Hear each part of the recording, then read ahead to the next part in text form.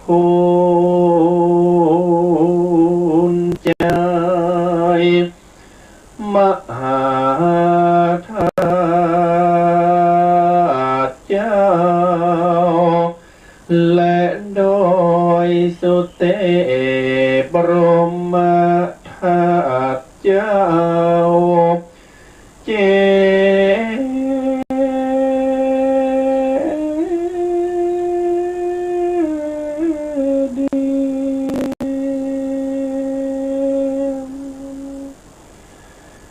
พระนางจามเตวี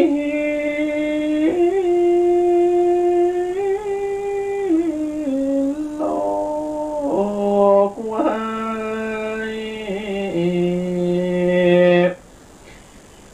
พระโรดละปูนราศี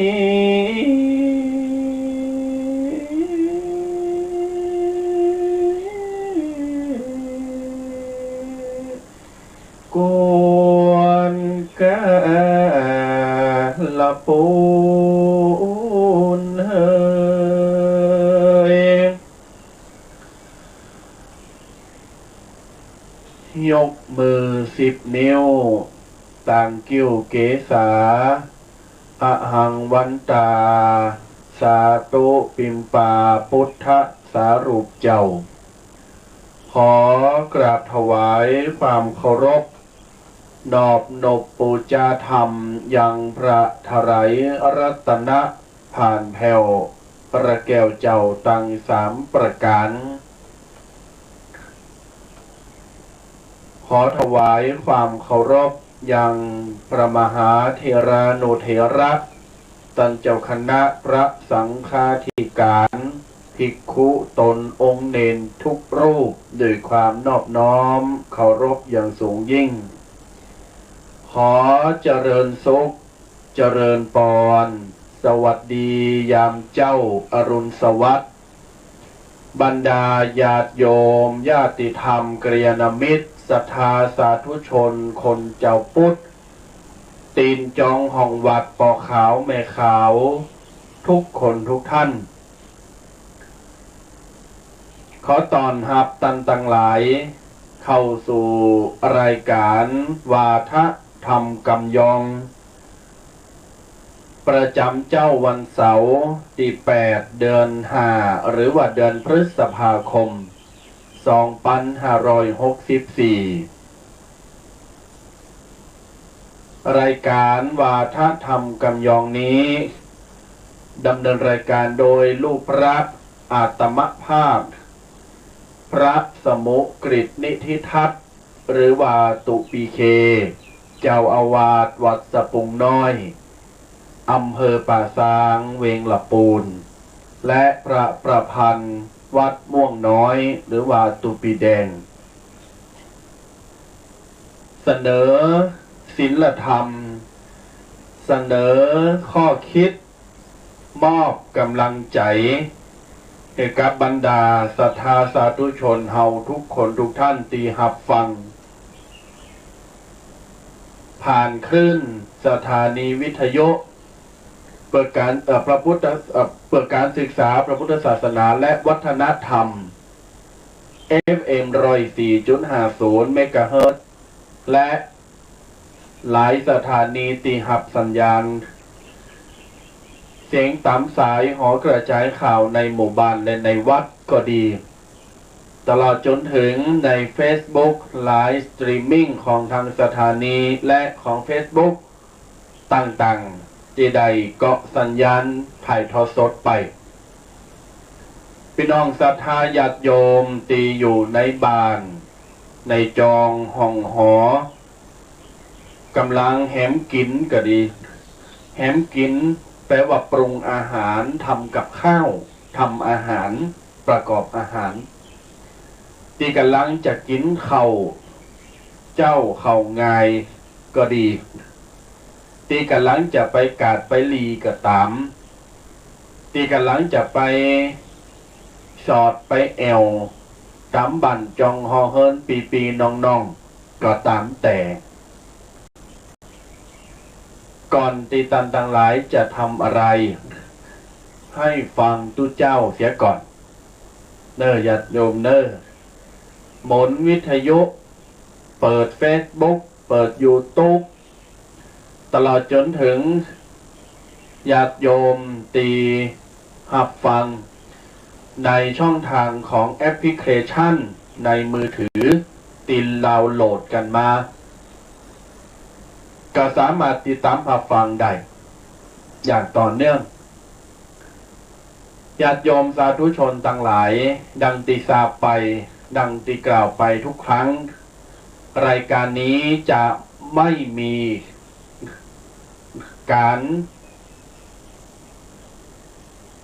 ตีจะมาจุมมาด่ามาปรับทุกข์แม้ว่าสถานการณ์จะเขตจะไหนก็ตามโควิดควายควิดสตังวิทย์เงินวิทย์อย่างไรก็ตามเอามาจุ่มมือญาติโยมสะท้าฟังแล้วก็เฮาก็เอากรรมที่มันเป็นแก่นของธรรมะที่ญาติโยมบ่เข้าใจจานี้จะเอามาแปลแล้วก็มาอู่กันเป็นภาษาชาวบ้านเป็นภาษาง่ายๆฮะจะได้เข้าใจกันเนาะพี่น้องสะท้าฟังข่าวพอข่าวจ้องหันจ้องหนีจ้องหนีจ้องหัน YouTube กับ TikTok กับ Facebook กับเครียดพอสมควรแล้วเครียดมากถึงมากที่สุดเพราะอย่างบึดกับปิดล้านบึดกับปิดหันปิดนี่จำเป็นจะต้องตามคำสั่งเขากฎระเบียบมีไว้ต้องปฏิบัติยิ่งสถานการณ์บัดเดี๋ยวเนี้ยญาติโยมเฮาจะปรับโตเขาหามันใหญ่ๆเจอเหลือเกินว่าญาติโยมก็คงจะเอาธรรมะแล้วก็เอาสิ่งต่างๆกำอู่กำจาตีตุเจ้าพเนนนักจัดรายการตั้งหลายจัดไปแต่ละมือแต่ละวันแต่ละเวลาเอาสิ่งเนี้ยเป็นยาชูกำลังใจเนาะเป็นยาชูกำลังใจญาติโยมเมื่อเฮากินข้าวเฮาอิ่มต้องโอ้ยเยะกันก็มีเฮวมีแหงเดินตาเดินตังก็บ่อิดบ่หิวบ่มอยอ่ะแต่เมื่อเวลาเฮาเจ็บเฮาป่วยทางใจถ้าจะเอาอย่างมาเป็นยาชูใจชุบใจขึ้นมาหนึ่งกำลังใจสองธรรมะนี่แหละสำคัญญาติโยมถ้าเฮามีกำลังใจเสร็จเลยมีแต่กำลังกายมีแต่ร่างกายไม่มีหัวใจบ่มีกำลังใจสิ่งดีๆเข้ามาในใจก็อยู่บ่ได้ญาติโยมสาธุชนต่างหลายในภาวะตึงเครียดจะเนี้ยเศรษฐกิจกาอะไรอย่างต่างๆที่มันบดีเฮาก็จะต้องปรับตัวเข้าหามันคือได้เหมือนกิ้งกาหรือว่าจะกาบานเฮาเนาะเวลามันอยู่กับกระไม้สีเหลืองมันก็เป็นสีเหลืองอ่ะเวลามันไปอยู่กับไม้สีเขียวมันก็เป็นสีเขียวสีน้ำตาลก็เป็นสีน้ำตาลมันแปรสภาพปรับสีเปลี่ยนไปตามเปลือกไม้เปลือกใบไม้กับต้นไม้และสภาพแวดล้อมที่มันอยู่คนเฮาก็เหมือนกันอยู่ที่ไหนก็ได้ถ้าใจเราเป็นสุขถามว่าณบัดเดี๋ยวเนี้ยสถานการณ์บัดเดี๋ยวนี้ญาติโยมถามว่า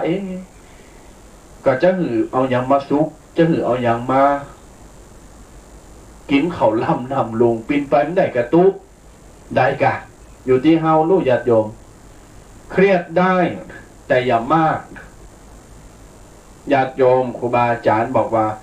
เสียใจได้แต่อย่าใจเสียสูญเสียได้แต่อย่าเสียศูนย์ใจตกได้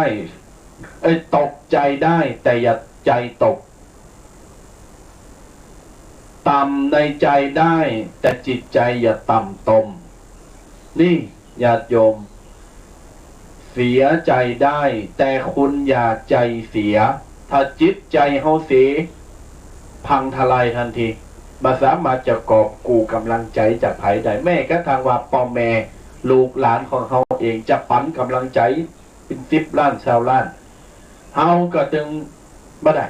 ถ้าเฮาบ่ปลูกฝังกำลังใจจากตัวเก่าเฮาก่อนอย่างที่สองสูญเสียได้แต่อย่าเสียศูนย์โดยสถานการณ์โควิด19เนี่ยหรือว่าโคโรนา2019เนี่ยทำให้เราสูญเสียหลายๆอย่าง1การเงินการทอง2เศรษฐกิจ3สูญเสียเรื่องผลประโยชน์ด้านการค้าการขายสูญเสียเรื่องผลประโยชน์ด้านการเงินการทองสูญเสียเรื่องกิจการสูญเสียสภาพแวดล้อมสูญเสียสภาพจิตใจสูญเสียสภาพร่างกายสูญเสียทุกอย่างแต่อย่าเสียศูนย์เป็นจะได้เคว้งคว้าง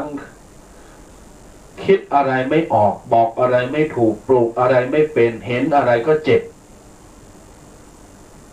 เสียศูนย์ญาติโยมสาธุชนทั้งหลายเพราะฉะนั้นเราจะต้องมาตั้งหลักคือเราดีๆก่อนบัดเดี๋ยวนี้โควิดมาเนี่ยกูจะเยได้น่ะกูจะนั่งให้นอนให้วันคำคืนหงกะไม่ได้โควิดมากูจะไปลักปิดขโมยขโจรกะปล้นธนาคารปล้นเซเว่นกะกูจะไปลักสตังค์ตู่บริจาคที่วัดกะบ่ได้โควิดมากูจะขาดโตตายก็จะมัดคอตายแขวนคอตายก็บ่ได้แล้วจะอยู่จะได้ก็ด้วยสติสัมปชัญญะขันติโสรจักสติมาปัญญาเกิดจะบอกศรัทธาญาติโยมเสมอแล้วก็ไปสอนละอ่อนต่างๆสติมาปัญญาเกิดสติเปิดตะเลิดมันจะเกิดปัญหาสติมาหมาไม่กัดสติเราถูกตัดเราจะไปกัดกับหมาระวังหนาญาติโยมนะสติความระลึกได้สัมปชัญญะคือความหู้สึกโตรู้ตัวขันติความอดกลั้นอดทนเข้มแข็งโสรจะความเกรงกลัว ญาติโยมเราจะต้องมีควบคู่ในใจเราตลอดเวลาโควิดมาแล้วกูจะไปแขวนคอท้ายก่อมใดเจ้าตะกี้นี่ดูข่าวเปิ้นบอกว่า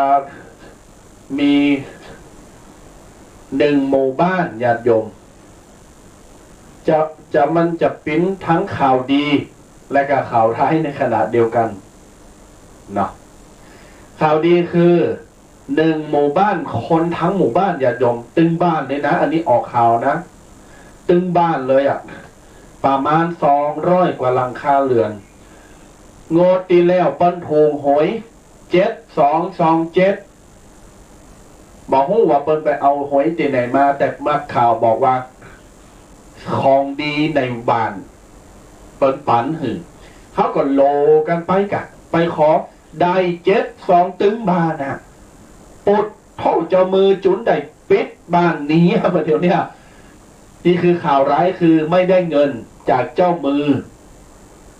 ข่าวดีคือคุณถูกหวยทั้งหมู่บ้านข่าวร้ายคือเจ้ามือปิดบ้านนี้แล้วก็ตึงหมู่บ้านนะข่าวบอกว่า72 ล้านทำโมสังโคไผ่แต่เอาจะทำมือไผ่แต่ไม่เกินว่ามันจะถูกกันตึงบ้านเนี่ยญาติโยมสิ่งไหนมันแบบเกิดมันก็เกิดขึ้นได้สิ่งไหนมันเกิดขึ้นเราก็จะต้องมีสติให้ดีจะไปเปิดตะเลิดลงไปโควิดมาก็เหมือนกันข่าวแห่งข่าวหนึ่งช่องเดียวกันแม่ลูก2 คนมีลูกชายลูกหญิงอยู่กันแม่กับลูกหญิงลูกสาวลูกชายออกไปตั้งนอกบ่มีเงินบ่มีทองตกต่ำย่ำแย่เอาทองก็ไปขายเอาหั่นเอาแหวนเอาดอกไปขายโทรศัพท์ไปขายแม่แต่ทีวีเอาไปจำนำแม่แต่ครอบครัวนี้ตู้เย็น2 หลังนะยังเอาไปจำนำญาติโยม ลูกใจมีเงินบ่พอมาขอปอขอแม่ก่อนได้บ่ก้องปอไปโซนไปนอนในตู่ในโซนน้อยปีเช้าออกไปแอวบานจมูกไปเสริมสวยอยู่แม่บ้านแม่อยู่บ้านคนเดียวปะแม่ค้อมได้สุมาจะเตะปลายคอเตะการคอแม่เตะมีได้ก็ซับมีแต่แตงแม่ปาดคอกกแขน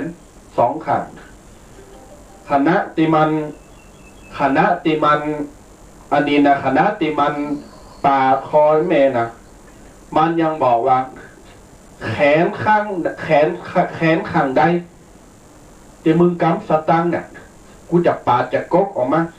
ก็ปาดแขนไส้แขนข้างใดที่มึงหาสตังใดมาเอาเก็บยัดใส่กระเป๋าเนี่ยเอาหือกับลูกสาวเนี่ยมึงหือห้าเนี่ยมาก็ปาดแขนขวาแต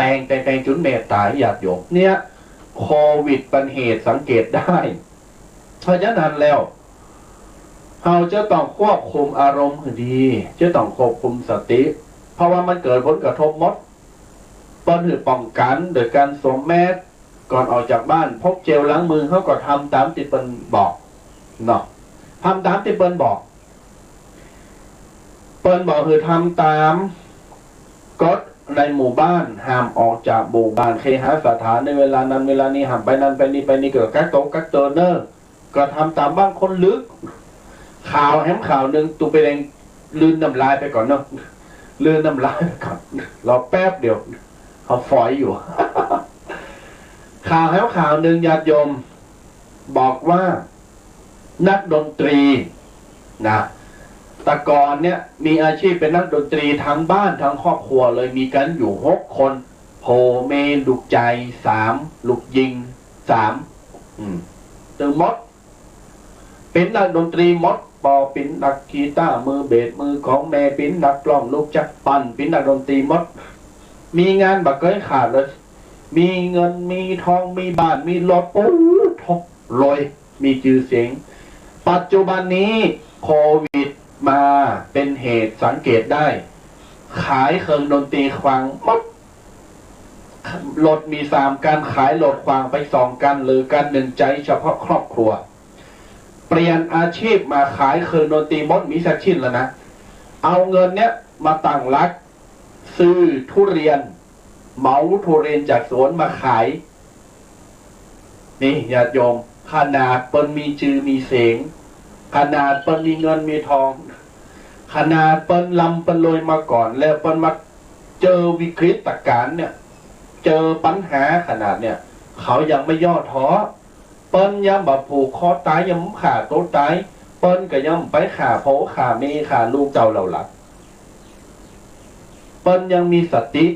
เปิ้นยังมีความอดทนน่ะเมื่อมันมาแล้วกูก็เอาเงินตีไปขายเครื่องดนตรีนะมาตั้งรักใหม่ต้องสู้ถึงจะชนะเจิญบุญสูงเนินเพื่อนบอกว่าหมายเมืองบอกว่าใดกำลังใจจากใครหนอขอเป็นทานให้ฉันได้ไหมวะให้ชีวิตได้มีแรงใจนี่ญาติโยมเพราะฉะนั้นแล้วเขาจะต้องเข้มแข็งพระเนนเองก็เหมือนกันอยู่วัดอยู่ว่าเธอพาอาพรบอนมุ่งก็ไม่ได้ซื้อไม่ได้ผ่อนไม่ได้หาญาติโยมจัดการถวายเสร็จสับมดไปกุมข้าวบาตรไปงานข้าวดำงานซบไปสืบชะตาไปเฮินใหม่มีบ้างประปรายส่วนมากโดนตับยกเลิกปตกปสิ่งประเพณีส่งน้ำช่วงเมษาช่วงพฤษภาจะเป็นงานประเพณีส่งน้ำ100 กว่าวัดหลายร้อยวัดเลยทั้งลำพูนเชียงใหม่และต่างจังหวัดในภาคเหนือเฮาหลายร้อยหลายพันวัดยกเลิกล้มเลิกวุ่นวายหลายวัดบัดจัดเลยหลายวัดยังประคองอยู่จัดให้ประเพณีหินหอยบะหอมบะหายไปเมื่อมาถึงจุดนี้ตมาภาพจะขอลวดประชาสัมพันธ์บอกบุญแล้วก็จะได้เข้าสู่เนื้อหาสาระที่เราจะจากันนำเสนอกันต่อไปจ จะขอเมตตาประชาสัมพันธ์ฝากยังครูบาอาจารย์พระสงฆ์และศรัทธาญาติโยมที่ฟังอยู่ในวันพุธที่19 เดือนพฤษภาคมวันพุธที่19 พฤษภาคมที่จะถึงเนี้ยแถม3 อาทิตย์ต่างหน้าวัดสะปุงน้อยโดยมีตมามหาปิ่นเจ้าวาดพร้อมกับญาติโยมศรัทธาสาธุชนจะมีการจัดงานแบบ New Normal เนอะจัดงานประเพณีส่งน้ำแต่ว่าจัดแบบภายในเฉพาะภายในคือหักษาหินหอยบ้านหนึ่งขนบธรรมเนียมหายไปประเพณีส่งน้ำอธิษฐานและหุบเหมือนหลวงปู่ครูบาอายอินทปัญโยโดยอายุถับชาติการบาเดลนีเกาะ130 ปีถับ8 มิถุนาแฮมเดินหน้าหลวงปู่ครูบาอายุ131 ปีวันที่19 พฤษภาคมที่จะถึงนี้ขอเชิญญาติโยมให้อยู่ใกล้สะดวกมาร่วมทำบุญตักบาตรพระสงฆ์สามเณรทั้งหมด9 รูปนะตึงพระตึงเนนเก่าตุนมาทำบุญตักบาตรโดยการกินหอมตอมหวานกินหวานต้านมนโดยการตีสะปุงน้อยป่าสร้างละปูนทำบุญตักบาตรเรียบร้อยก็พระสงฆ์ทั้งนั้นจะเจริญพระพุทธมนต์ตามหีดหอยสมโพธินำสงฆ์สมโพธินำทิพย์ในปีนี้ตมาพาจะไปเอาน้ำทิพย์9 บ่อกูปีนี้ไปเอาตีโดยขม้อปีนี้เป็นกรณีพิเศษเพราะจะต้านภัยโควิดจะเอามาวัด 9 บ่อศักดิ์สิทธิ์ปิ้นตุนวาโดยขม้อ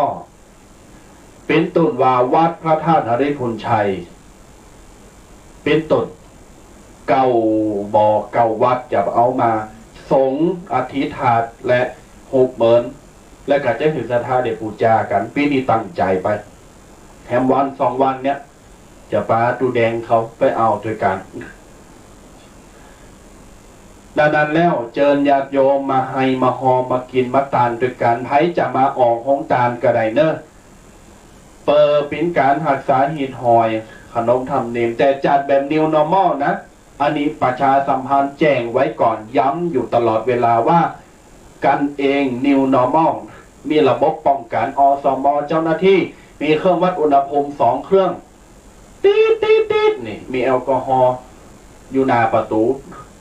ไผเข้าไผออกหูมดจำกัดพื้นที่โล่งกว้างมีการป้องกันอย่างดีมีเจลมีแอลกอฮอล์ไม่อนุญาตให้เอาน้ำส้มปล่อยกับสลวย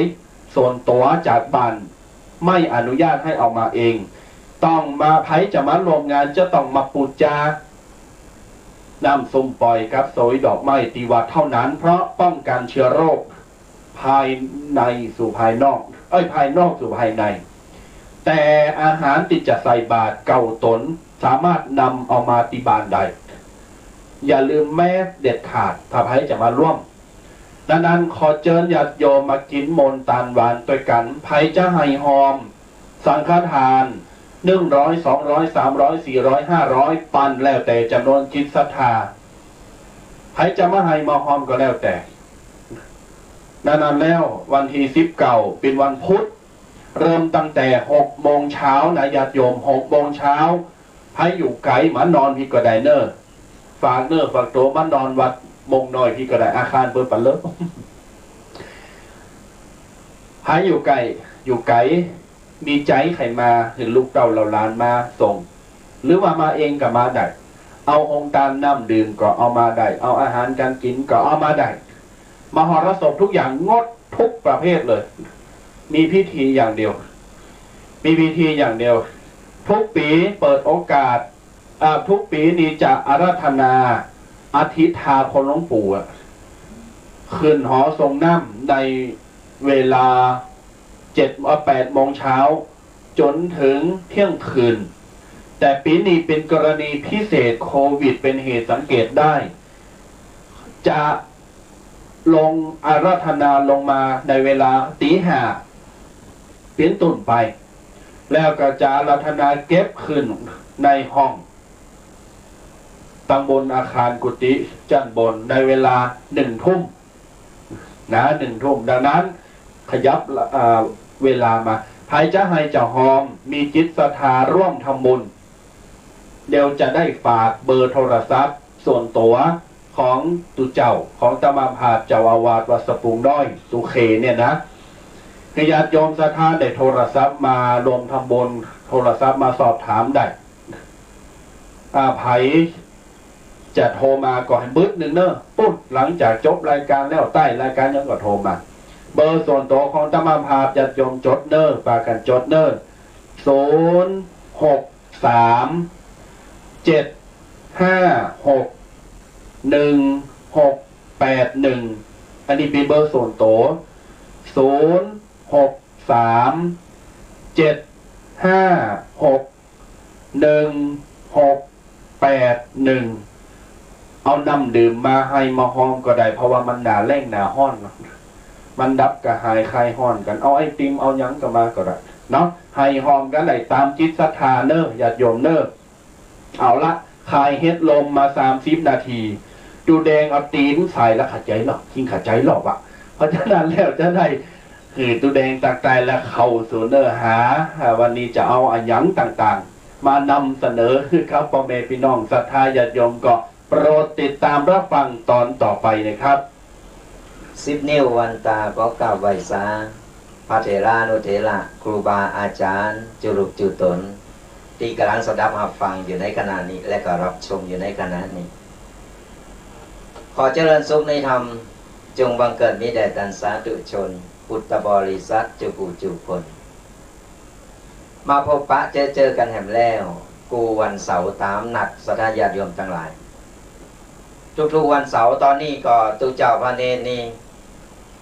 อยู่วัดอยู่ว่ากักเนิร์กักโตกันอยู่ก็ยังตีได้หู้ได้หันกันเนาะศรัทธาญาติโยมเพราะฉะนั้นแล้วจะไปเคจะไปซีเลตมันนะปล่อยว่างป่งว่างกันในห้องเพราะว่าอย่างที่บอกไปแล้วว่าอย่างจะเกิดมันก็เกิดศรัทธาญาติโยมเพราะฉะนั้นแล้วก็จะมีกระเฮาคนเดียวเนาะเป็นคนอื่นเป็นยังเลอเฮากันบางคนเป็นยังเดินร้อนนักกว่าเฮาเพราะฉะนั้นแล้วทำใจสบายก็อย่างที่บอกจะไปไหนมาไหนก่อนว่าจำเป็นก็อยู่กับบ้านกับจองอยู่กับวัดกับว่าก่อนจำเป็นที่จะออกไปก็จะไปลืมเป็นห้องอากาศอย่าตกนะก็คือเจลล้างมือผ้าแมสหรือว่าอย่างต่างๆที่ป้องกันได้เฮาก็พยายามเซฟตัวเก่าเฮาให้ไว้ให้ดีเฮาต้องดูแลรักษาตัวเฮาเองศรัทธาญาติโยมทั้งหลายบ่มีไผบ่มีอย่างที่มาช่วยเหลือเฮาได้เตาโตเฮาเองก็โตเฮาพยายามรักษาเนื้อรักษาโตระวังเนื้อระวังโตอย่างมันก็จึงจะมาเกิดกับเฮานี่มันยากมีส่วนน้อยก่อนเฮาปล่อยปะละเลยจะมันเตอะมันจึงตายมันจึงก่อนจะว่าอย่างนั้นมันก็ไปแหมอย่างหนึ่งเนาะก็แล้วแต่ว่าก่อนเฮายังคิดว่าเฮาอยากใจชีวิตคือมันสมกับที่เฮาได้เกิดมานี่ก็คือเฮาต้องมันดูแลรักษาตัวแล้วก็รักษาศีลทำคุณงามความดีเอาไว้หนักๆเพราะอย่างน้อยเนี่ยสิ่งเหล่านี้จะเป็นยาชูกำลังและก็เป็นเกาะกำบังของเราได้แก้วขาดปลอดภัยหลายๆอันหลายๆอย่างตอนนี้คณะสงฆ์เพิ่นก็มีนโยบายกันมาแล้วว่าวันที่11ที่จะถึงนี่วันที่11นี้สมาคมเถระสมาคมเนาะเพิ่นได้ลงมติกันว่าจะคือคณะสงฆ์โทประเทศได้มาโสดมนต์ลงกันหลังจากทำวัดไปแล้วจะเจริญพุทธมนต์รัตนสูตรนี่เพิ่นจะถ่ายทอดสดกันนะใส่ถ่ายทอดสดโดยเพราะฉะนั้นแล้วมีคำสั่งมาแล้วกูวัดกูว่าเพิ่นจะลงกันโสดมนต์ต้านโควิดหรือว่าไล่โควิดกันเพราะว่าสมัยแต่ก่อนสมัยพุทธกาลเนี่ยเพิ่นมีโรคหาเนี่ยมันจะเป็นใกล้ๆกับโควิดเนี่ยศรัทธาญาติโยมทั้งหลายพระสัมมาสัมพุทธเจ้าเปิ้นก็เลย ตุเจ้าพระเนนในสมัยนั้นได้รวมกันโสดมนต์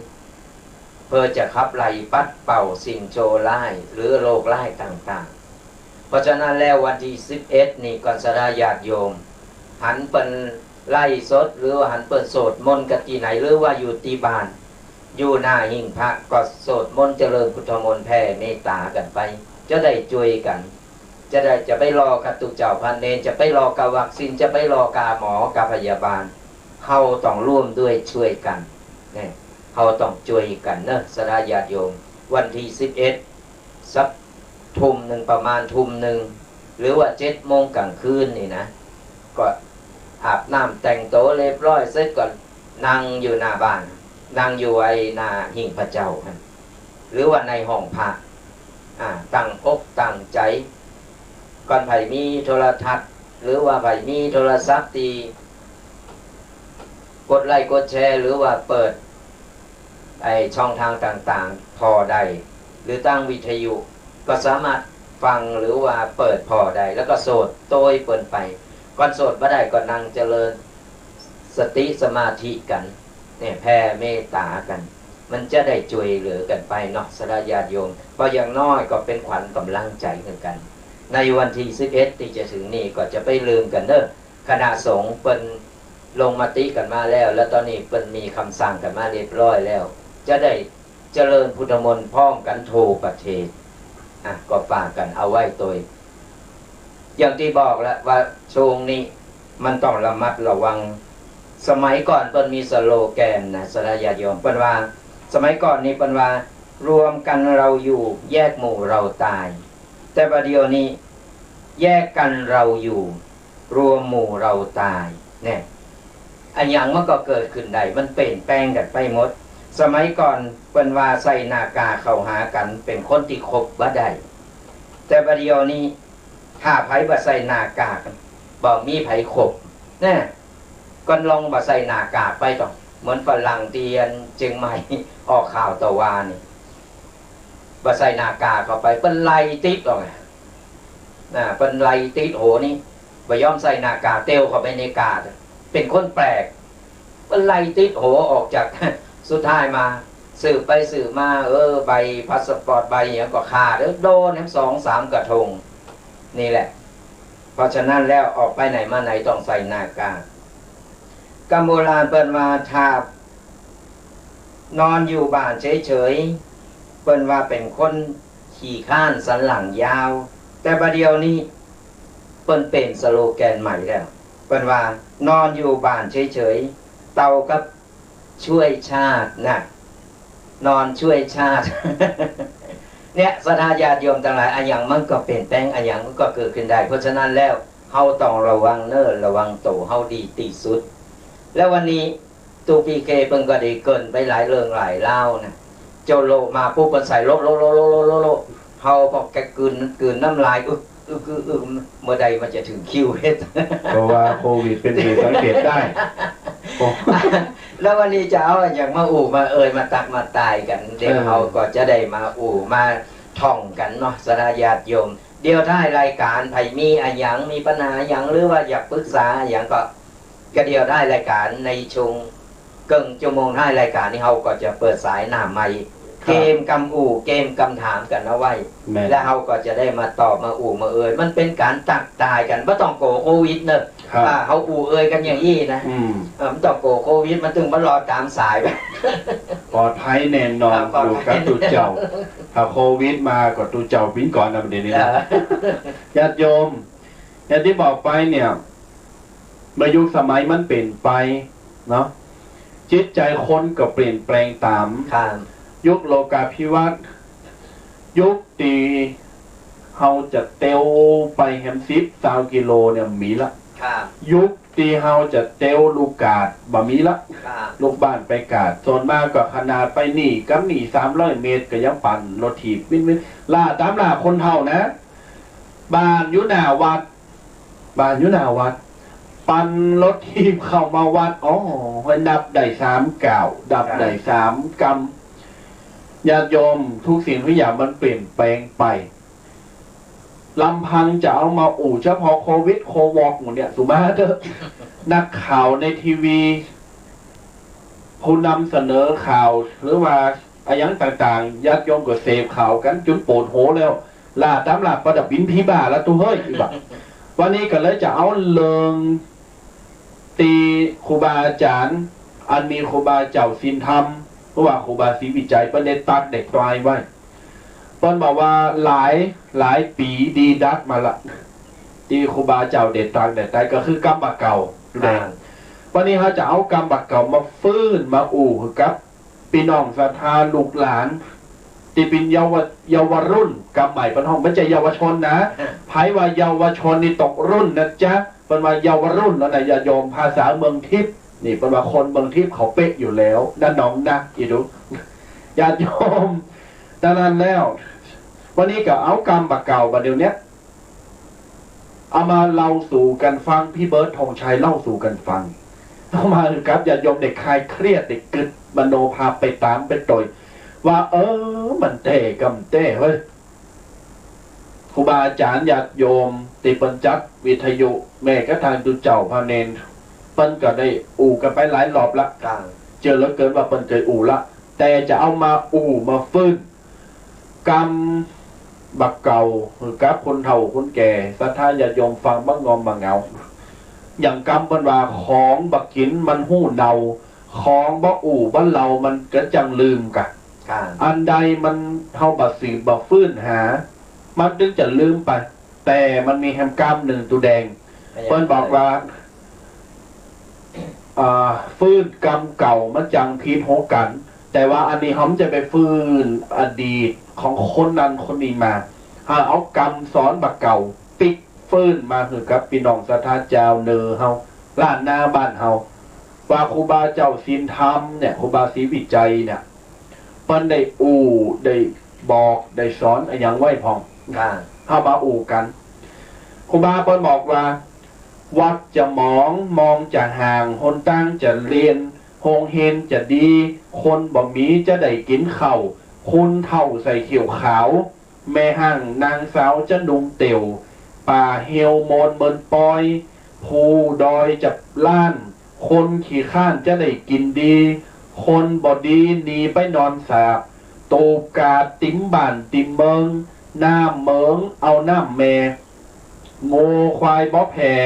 คนเท่าคนแก่บ่มีไผแอวหาปูป๋าหนีน้ำเอาน้ำตกกับทำปิ้นตีแอวตีจุม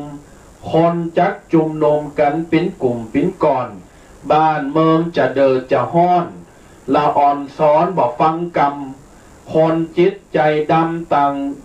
คนจิตใจดำมีโทประเทศคนจักเหมือนผีเหมือนเพศตึงแม่ยิงประจายผมมีบะเก่าเข้ามีบะตำหนตั้งดีบ่มีคนเตียวไต่หอยคนเหมือนหอยงูคนจักซานบนดินมาดึงศอกน้ำบ่ออกอยู่บุญเฮินเขาเลินบุญอากาศคนจะลาดแปลงควายเล็กมาขายคนมีหูติดตาติดดำดินบินบนหนได้จักมีในเบิงหน้าแต่แลปีน้องศรัทธาเหยอนิกรรมครูบาเปิ้นว่าเฮาจะเอาแต่ละกรรมเนี่ย30 กว่ากรรมเอามาอู่นำเสนอคือกับญาติโยมได้ฟังกันว่าแต่ละอย่างแต่ละอันเนี่ยเกิดฮอดสมัยแต่ก่อนแต่มันมีจะอั้นจะอี้บัดเดียวมาหายแซะไปมัดเข่ากีบเมฆพุ่นบาเจ้าคนบอกว่า1วัดจะมองจะห่างตุแดงก็แต่เนาะวัดมันมองน่ะละอ่อนกาสัตแม่ก็ทางว่าศรัทธาตั้งหลายเนี่ยบ่เข้าวัดกันแล้วไปแอวไปร้านกาแฟอเมซอน คอแห้ง ไปร้านกาแฟวะไปเช็คอินวะไปหันไปนี่บ่เข้าวัดเขาว่าแล้ววัดจะมองมีพระเจ้าแม่ก็ทางว่าตั้งในอยากออกตั้งนอกอยากตั้งในอยากออกตั้งนอกบ่อยากเข้าหมายความว่าตั้งในคือตุเจ้าพระเนนเนี่ยอยากจะออก ตูเจ้าพระเนนสมัยบัดเดียวของบักเขมมันหายากนะไปไหนก็หันตูเจ้าพระเนนปิ้นหลึบอ่ะแต่มันหายากจะนิมนต์จะเอาภัยมาโบสถ์มาเป็กอยู่วัดอยู่ว่าเนี่ยเป็นว่าวัดมันจะหมองแล้วมันจะห่างไกลไปแล้วก็สังเกตพอง่ายๆกันครับตึงวันนี้นะสมัยตะก่อนเนี่ยเขาเคยอู่ไปแล้วว่าสมัยตะก่อนเนี่ยลูกหลานพอปิดเทอมปุ๊บเนี่ยจะเอาลูกหลานที่ปอจายที่เป็นปอจายเนี่ยไล่เขาไปอยู่ในวัดกูไปเป็นขโยมในวัดในว่าไปรับใช้จูเจ้าพระเนนไปศึกษาพระธรรมวินัยไปศึกษาไปเห็นหู้พุทธศาสนากันในโรงเรียนในวัดทันเลยโดยตูเจ้าพระเนนกัน สมัยบาเดียวก็มีสมัยบาเดียวนี่เขาไปโตยเสาะหาต้องไปเอาลูกหลานมาโบสถ์ผู้พาฤดูร้อนนะโบสถ์ฟรีเนี่ยประกาศแจ้งจ่ายบะมิยังบะมิไผเอามาโบสถ์ครับสมัยแต่ก่อนอย่างเป็นว่าโรงเรียนวัดเนาะแต่บาเดียวมีกระจือนะใจมีกระจือโรงเรียนวัดนะโรงเรียนวัดนี้มีแล้วบาเดียวก่อนโรงเรียนวัดนี่บาอยากจะเอาลูกเราหลานไปเห็นนะหมอแต่บาเดียวนี่ตูแดงขนาดไกลๆเฮานี่นะแต่ก่อนชื่อโรงเรียนวัดนะบาเดียวเพิ่นเปลี่ยนแล้วโรงเรียนเทศบาลตำบลจุดมีเพิ่นว่าคือกับวัดเข้าไปแล้วเนี่ยมันเปลี่ยนหมดนะมันเปลี่ยนแปลงไปเนี่ยถึงบอกว่ามันสมัยตะก่อนก็สมัยบาเดียวนี่มันหายากมันเปลี่ยนแปลงมันเปลี่ยนไปในทางที่ว่าคือกูสิ่งกูอย่างเทคโนโลยีการอย่างมันเข้ามาให้มันหนักแล้วก็โรงเรียนก็มีจือมีเสียงก็ไปอย่างลูกไปเรียนโรงเรียนบัดดังนี่นะโรงเรียนบัดดังที่ไหนดังแปลงอะไรมันเป็นอย่างเพราะลูกไปเรียนแต่ถามว่าตรงกันข้ามก็ว่าการเรียนหู้เขาว่าหรือว่าการเรียนหู้บางโรงเรียนเขาอาจจะดีเขาอาจจะสอนดีเขาอาจจะแต่ว่าเขาต้องเข้าใจว่าอย่างน้อยเขาต้องอนุรักษ์ว่าโรงเรียนวัด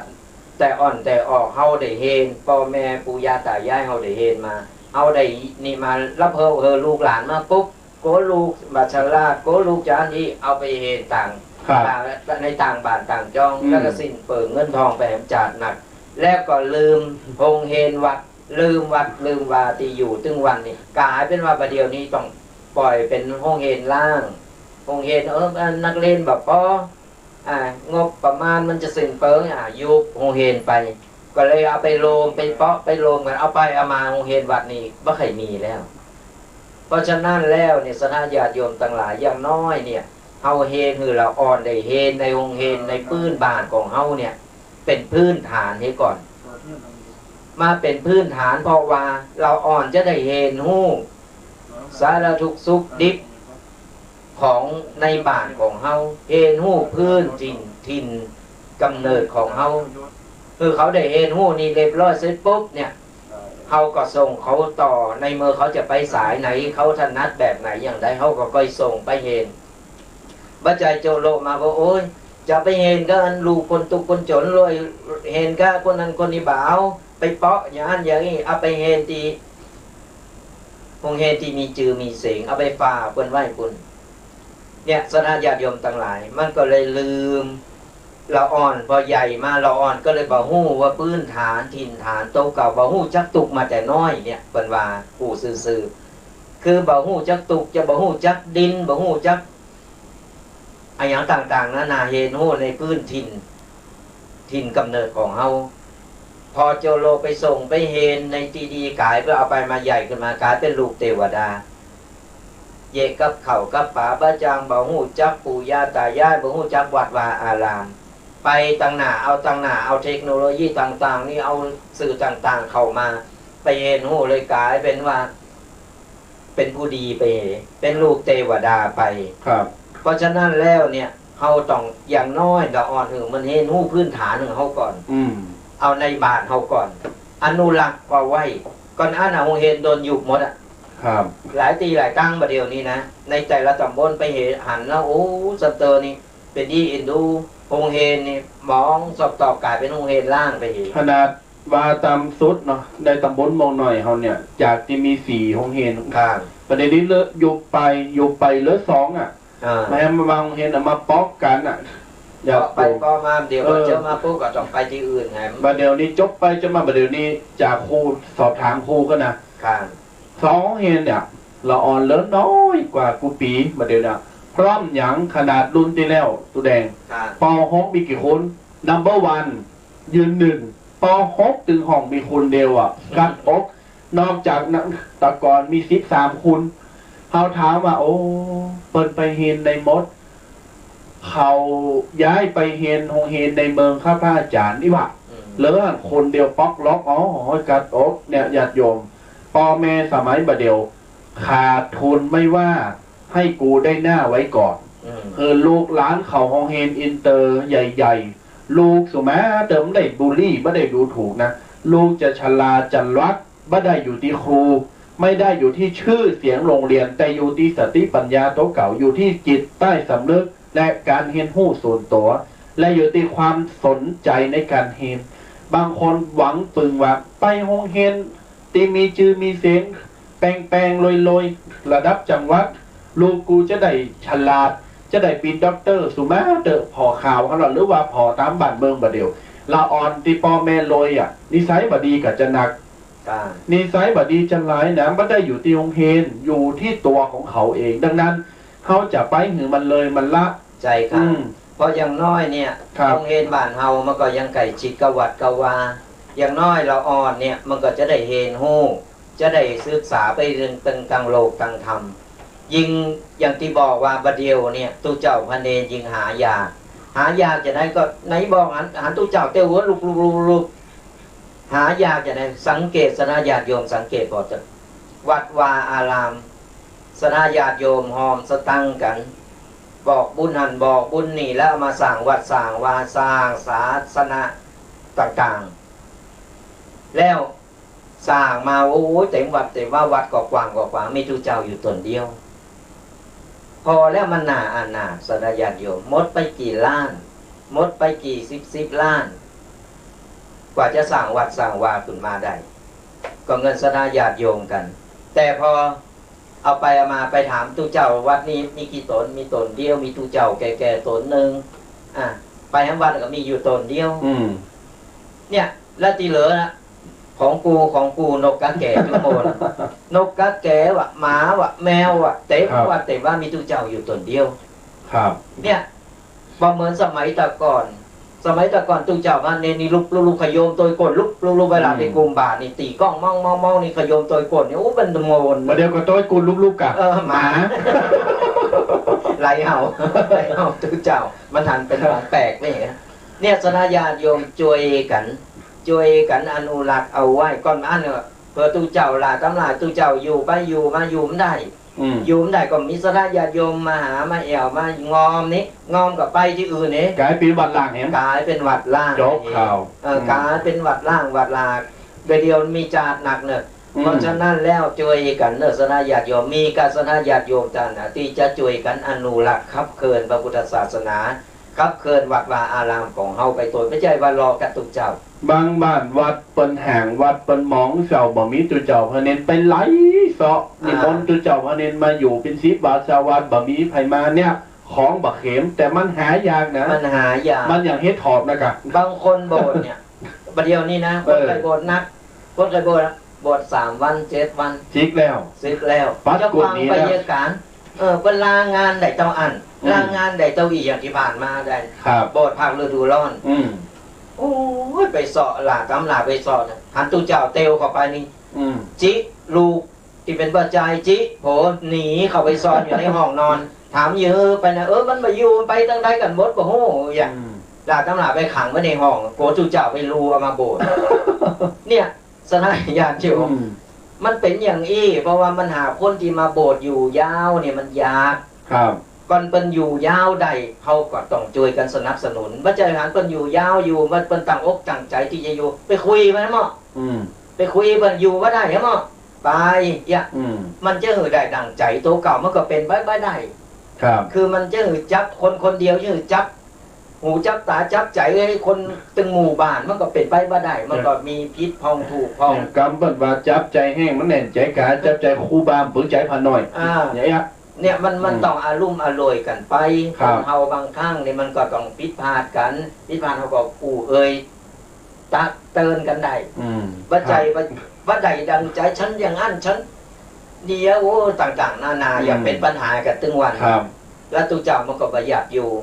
ขนาดตู้เจ้าในบ้านตู้เก่าแต่หรือตู้เจ้าที่อื่นมาอยู่มาพัฒนาแต่ก็ไปคุยกันเนี่ยแล้วไผที่ไหนมันจะมาอยู่ได้เพราะฉะนั้นปมเมศรัทธาจะต้องเปิดใจหับคือใดเปิดใจหับจะไปความคิดแคบจะไปเอา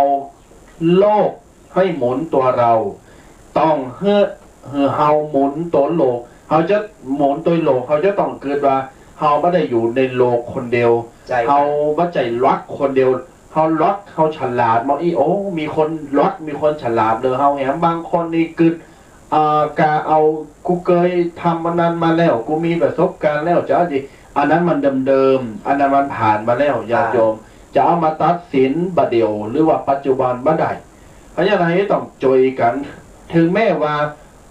ต่างโรงเรียนจะเปลี่ยนชื่อจากโรงเรียนวัดจุดๆเป็นโรงเรียนเทศบาลอย่างเขาก็อย่างน้อยก็ยังเป็นในหมู่บ้านเขาอยู่อย่างน้อยก็คือลูกเต้าเหล่าหลานมาเฮนมาอยู่ในหมู่บ้านในโรงเรียนในหมู่บ้านจะเป็นของเทศบาลจะเป็นของวัดอย่างต่างๆก็แล้วแต่เพราะฉะนั้นมันมองมันห่างไปอันนี้ข้อที่หนึ่งวัดจะมองนี่ญาติโยมต่อไปหนตางจะเลนโรงเรียนจะดีเขาจะเอาสองกำนี้มาเปาะกันคนจังจะเรียนหมายความว่าใดแต่ก่อนเปิ้นปิ้นลอกเกวียนลุบลับเตียวไปเนาะอันนี้บาฮู้นะเขาเกิดบัตันเหมือนตุแดงเกิดตันอยู่หำเถ่าเตอเขาแล้วก็มีทางลูกลางมากมายด้วยอุปสรรคไหมพี่ลมพรเป็นบอกไว้นี่ตัวเคปิ้นนักร้องใดนะญาติโยมถนนหนทางเนี่ยเวลาเปิ้นจะไปตีไหนเนาะเปิ้นจะนั่งลอกเกวียนเนาะต่างคอต่างเข่าต่างของแม่ก็ทางว่าตูเจ้าพระเนนเคยมีตูเจ้านางอู่คือฟังตอนลูกป่าช้างเนี่ยเตียวไปเฮนโฮเฮนธรรมสาธิตก็มีแถมต้นหนึ่งลูกป่าช้างเนี่ยเตียวไปเฮนในเวงโฮเฮนเมธีวุฒิกรวัดประธานหริพุนชัยคนเฒ่าเพื่อก็บอกว่าโอ้ยแม่นี่นะดูบ้านเนี่ยนุ่งสิ้นเฮเอาซาโหดเฮติวต๊อกแต๊กไปการเป็น10-20 กิโลปุ่นอ่ะเขาก็ถามว่าการไหนก็การน้องดอกนะการอิบะทำโมสังโคเพียงเขาก่อนไปก่อนมันจะอีนี่เนาะเนี่ยปันว่าหนตางจะเลนจะมีกันรถกันลาประเดี๋ยวนะมีรถมีลาสะดวกสบายแป้งถนนบัดเดี๋ยวนี้เขาไปจากไหนเขาไปในเวงตาจักขนาดตัวแดงจังไปกินกาแฟย่าเขาไปเขาเจ้าหูตัวแดงหูฟังถนนหนทางนั่นแหละตังที่จะไปแจ่มฟ้าที่จะเยกไปโดยตีนั่นแหละจะไปบิ๊กซีน่ะหลายตีหลายหอมเพื่อกับแป้งถนนใหม่ลาดยางพองกา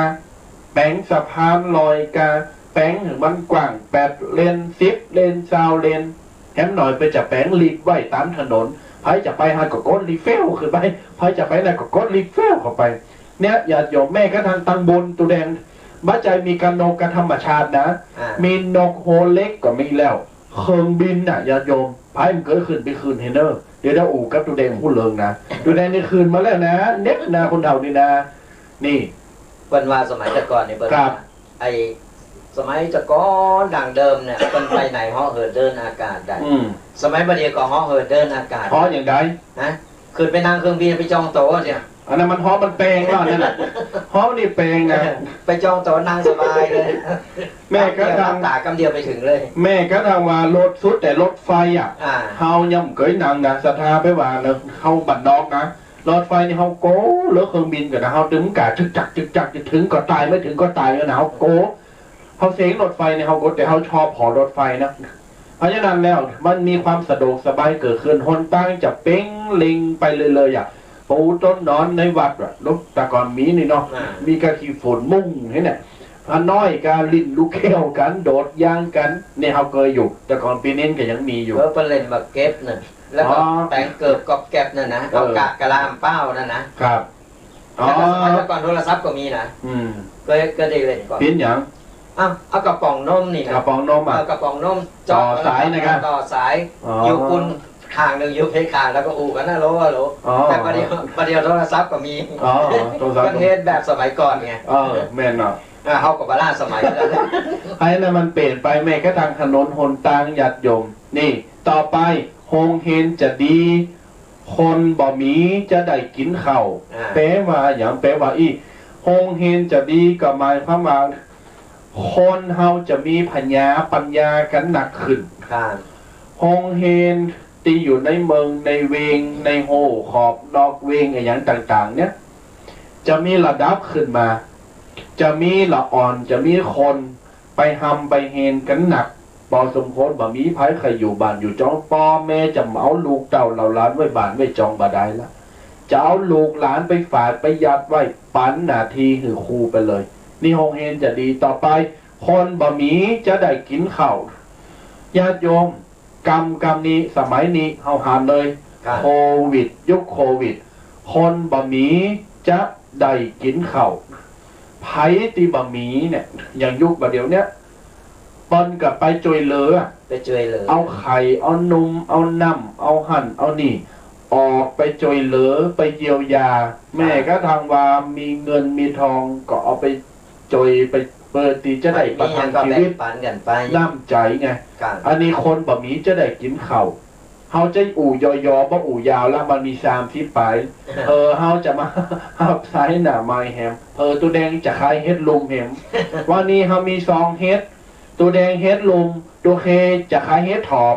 ไผจะซื้ออันใดนะเฮ็ดถอบแปลงแต่มันลามโลกของดีปีละครั้งเด้อเฮ็ดถอบนี่นะญาติโยมคนเฒ่าจะใส่เขียวขาวนี่พอไว้ไผพอเฟซพอไว้คนเฒ่าจะใส่เขียวขาวอันนี้ตัวเคจะไม่ขอยุ่งจะให้ตัวแดงเป็นคนอธิบายเป็นธรรมชาตินะธรรมชาติอ้าวตัวแดงกำว่าคนเฒ่าเขียวจะขาวคืออย่างจะใจยาสีฟันมาโมะจะเอาสีขาวมาทาหรือว่าจะใส่เขียวปลอมจะว่าไปแล้วสมัยก่อนเนี่ยจุ๊บเปิ้นบ่มียาสีฟันบ่มีนะเปิ้นเอาเก๋อนี่เอาเก๋อนี่ไปตุกกระทานนี่เอามาแปรงฟันก็มีนะอันนี้เขียวขาวเลยขาวธรรมชาติเลยอ๋ออย่างเคยหาติดหนังอย่างก็บุพเพสันนิวาสอ่ะมาเอาเก๋อมาเขทาเก๋อกระทานนี่มาตำเส้นแล้วก็เอาแปรงสีฟันนี่ไปแปรงก่อนบ่มีแปรงก็เอามือเนี่ยเอานิ้วจี้นี่แต่ก็สีไปถูมาขาวจ้วเลยนะแล้วคนสมัยแต่ก่อนคนเฒ่าสักคนเขียวประดำในความว่าใดที่เขียวดำเกี่ยวมาถ้ามือฟันแข็งแรงถ้ามือฟันทนตึงวันนี้สมัยบาเดียวนี่มันกลับกายจากมาเป็นยาสีฟันมาเป็นอย่างไปบ้างบาเดียวนี่อายุก็ต้องเฒ่าอายุน้อยๆก็ยังเขียวร้อนว่าเขียวเป็นแมงว่าเพราะอย่างคือกินของที่แบบมีคุณค่าคือกินหวานกินอะไรต่างๆนานาทำมือฟันว่าไข่แข็งแรงสมัยก่อนเป็นเกี้ยวมา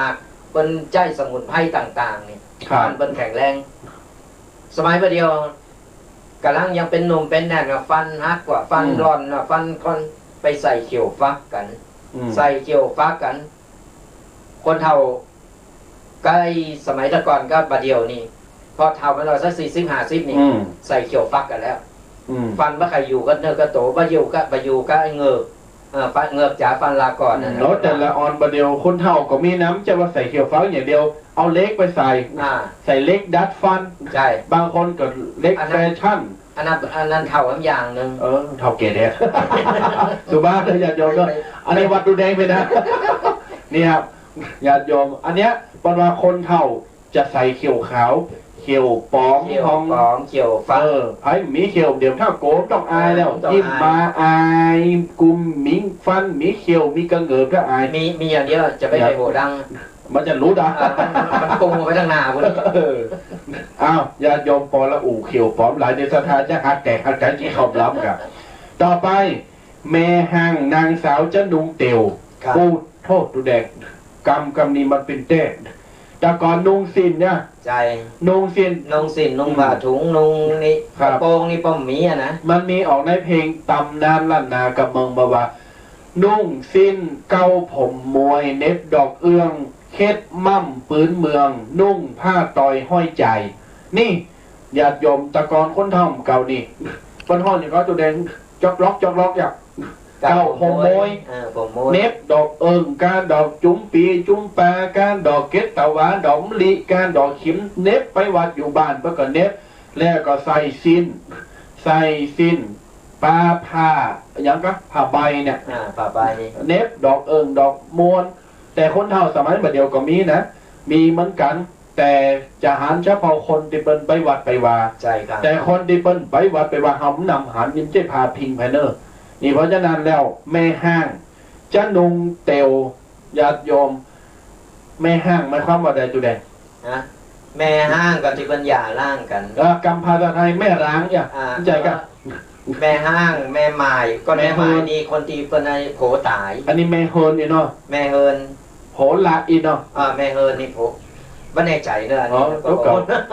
ตัวเก่ามันเคยเป็นโผกับอ่ะ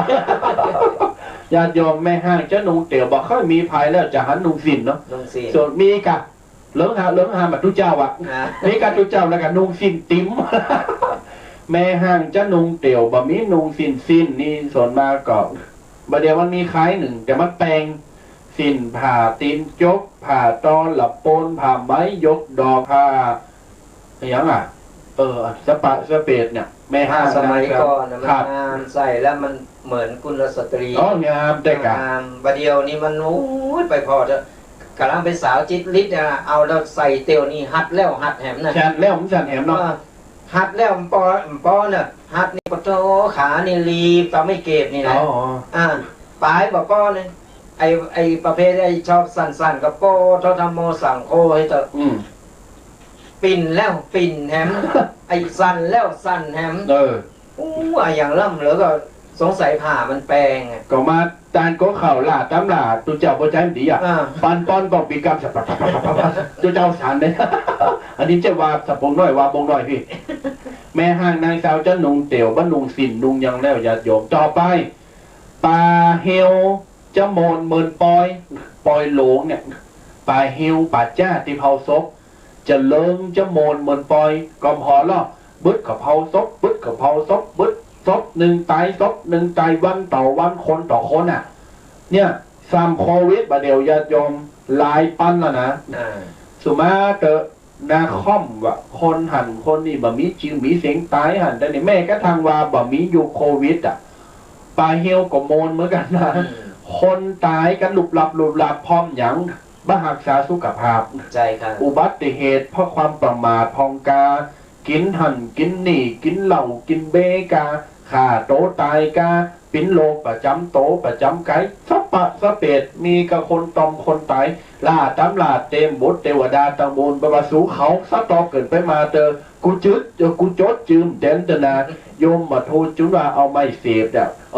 ละไว้ให้ก็ได้กลุ่มเผามึงเขาเจออย่าเนี่ยป่าเฮียวจะโมนเหมือนปอยญาติโยมคุณจะไปเผาศพกึดพอหรอโอ้ปอลงประกาศคนนั้นตายว่าก็ไปศพหรอกเตียวจูงศพกันไปโลละอย่า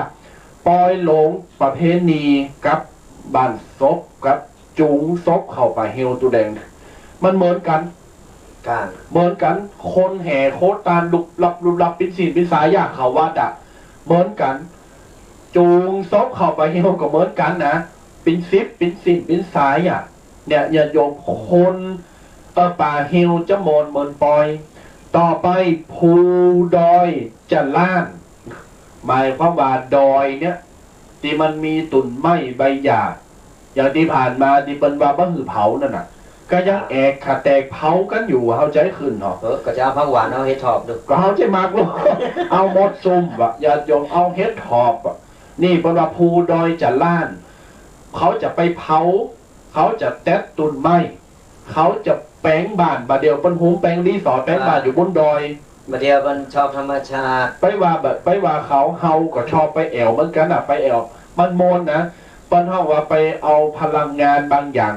ที่อยู่ไปสูดอากาศบางอย่างให้ร่างกายสดชื่นนี่เพราะฉะนั้นแล้วภูดอยจะล้านเปิ้นจะไปแปลงบ้านแปลงจองแปลงหอแปลงเฮิร์นล่าตามล่าตัวแดงเปิ้นกับคืนไปแปลงวัดกันก็มีนะหลายวัดแล้วไปแปลงบนดอยนะงามเหมือนกันญาติโยมอันนี้ก็เปลี่ยนแปลงไปตามสมัยเนาะต่อไปคนขี่ข้านจะได้กินดีดูแดงคนขี่ข้านจะได้กินดีแต่ก่อนมีคนหมั่นการหมั่นงานมีเงินมีทองมีใจมีกินมีหางบางดีหมดมาเดี๋ยวนี้คนขี่ข้านก็ได้กินหมดนะพอตานอ่ะพอตานโอ้กอกน่ะ ขนาดเขาไปจากก่อนเขาไปเมษายอ่ะสมมติถึงจะบามได้บุรีปนะออกพาอยู่เมษายที่ใครอย่าไปโขดเด้อเตียวลูกเมษายมาเขาตั้งหลักะเขาตั้งหลักะจะอันเตียวสุดตังเขาปะโกอ่ะเขาปะโกนะก็เขาหือกับพวกกูยังบาปลำเลยเนาะคนขี่ข้านจะได้กระดิบบานเฮาเมืองเฮาโซนมากนี่ก็ไม่ใช่ว่ากระบานเฮาเมืองเฮาตัวแดงคนขี่ข้านมันมีกลุ่มประจังหวัดอะนะมันมีทุกพื้นที่แล้วมันจะได้กินดีก็ยังคอตามนะกันจะเอาเงินเอาทองเอาหันเอานี่ขอหันขอนี่ได้มีกินนี่ใจพอได้เสร็จขอได้ขอตั้งมาเรียบร้อยเสร็จปุ่นแรงมาต่างวงละวงเราแล้วก็เนี่ยมันมีเป็นบางกลุ่มที่เป็นข่าวเมื่อกี่ปีที่ผ่านมานี่แถวกรุงเทพแถวนี้โอ้ยหลาตำรามเดียวนี้มีแถวตูเจ้าอะไรเลไลมาของไงยังพองต่างๆนั่นนาเพราะฉะนั้นแล้วก็เฮาก็ต้องพิจารณาพอเอาเองว่าอันไหนสมควรอันไหนบ่สมควรเขาก็พิจารณาเอามีคนขี่ข้านจะได้กินดีต่อไปคนบอดีนี้ไปนอนสาบเป็นอย่างไรญาติโยมคนบดีจะหนีไปนอนสาดบ่มีบ้านอยู่หรอคนมันบดีอ่ะกับไพ่จะถึงมาสู่นอนในบ้านในจองไปนอนสาดในคุกมือกันคนบดีหนีไปนอนสาดญาติโยมเพราะฉะนั้นแล้วบ้านเมืองจะสะอาดสะอาดต้องมีกฎมีระเบียบแบบแผนอย่างประเดี๋ยวเนี้ยบ้านเมืองมันเป็นยุคโควิด2019โคโรนา2019เอาจะหันตึงน้ำใจจะหันตึงคนแบบมีน้ำใจจะหันตึงคนจริงใจและไม่จริงใจจะหันตึงคนหักเฮาบ้าหักเฮาก่อนยุคเนี้ยสมัยบัดเดี๋ยวเนี้ยหันมดอ่ะไผดีไผบดีเขาจะหันคนยามบัดเดี๋ยวเนี้ยเพราะฉะนั้นยามเพิ่นบอกว่า3 ยาม3 จอเนี่ยเขาจะหันน้ำใจคนยามเราจนยามเราเจ็บยามเราจากหรือว่าครอบครัวตายจากจนเจ็บจากเฮาจนตกจนบ่มีเงินบ่มีเข่าของยุคโควิดเนี่ยไผติปอมีเงินมีทองหรือว่ามีฐานะปอจะเล่งปากเล่งต้องเอาหือปีหือน้องใดเฮาจะหันน้ำใจคนตอนนี้ยิบมือยืนมือมาจอยเลือเฮา2 ยามเราป่วยเราเจ็บหรือครอบครัวเฮาเจ็บไผคนใดคนหนึ่งอยู่ห้องบาลไผไปพอไปก่อยผ่องไผไปเยี่ยมไปหือกำลังใจผ่องสมัยมาเดียวแม่นว่าเปิ้นบ่หือไปโรงพยาบาลเพราะว่าโกเจอโรคเนาะก็โทรศัพท์ไปไผอยู่โรงพยาบาลไผเจ็บไผป่วยจะฮู้น้ำใจได้ว่าอ๋อคนนี้มันหักเฮาเฮ้ยมันยังเป็นหงหาอะไรขนาดกูมานอนอยู่ห้องยาเนี่ยขนาดหมอนัดกูมันยังโทรถามว่าโอ้ปิ๊กจะได้พองหมอว่าจะได้เนี่ยเขาจะหันน้ำใจคนต่อไปยามตายจากงานศพงานศาสตร์นี่ไผมาหอมห้องไผมากินข้าวตุ่มไผมาลิ่นไผไฮโลไผมาฟังตุเจ้าเตศสูตรไผมาไฮมาอยู่เป็นกำลังใจไผมารวมทำบุญกับเฮาของ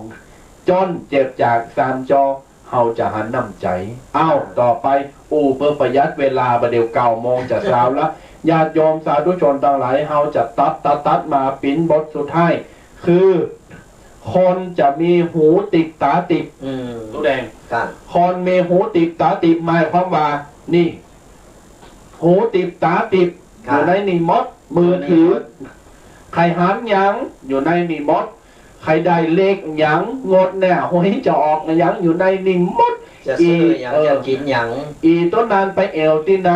ที่หันที่นี่มีหยังพองกุลการราคาแปลงที่ไหนฝนตกฟ้าห้องกาตายกำตายกาใดดีมีกันอยู่ในนี่มดคนจะมีหูติดตาติดนี่ว่าต้องมานั่งรับตาพุทโธพุทโธโอ้กูจะพอโดนต้นนั้นเนอะมันลอยหัวด้ากะมามีแล้วสมัยเดียวนี่พุทโธโลยี่ธรรมโมโลยี่ญาติโยมมาเดี๋ยวนี้ไผ่บะมีโทรศัพท์ถือว่า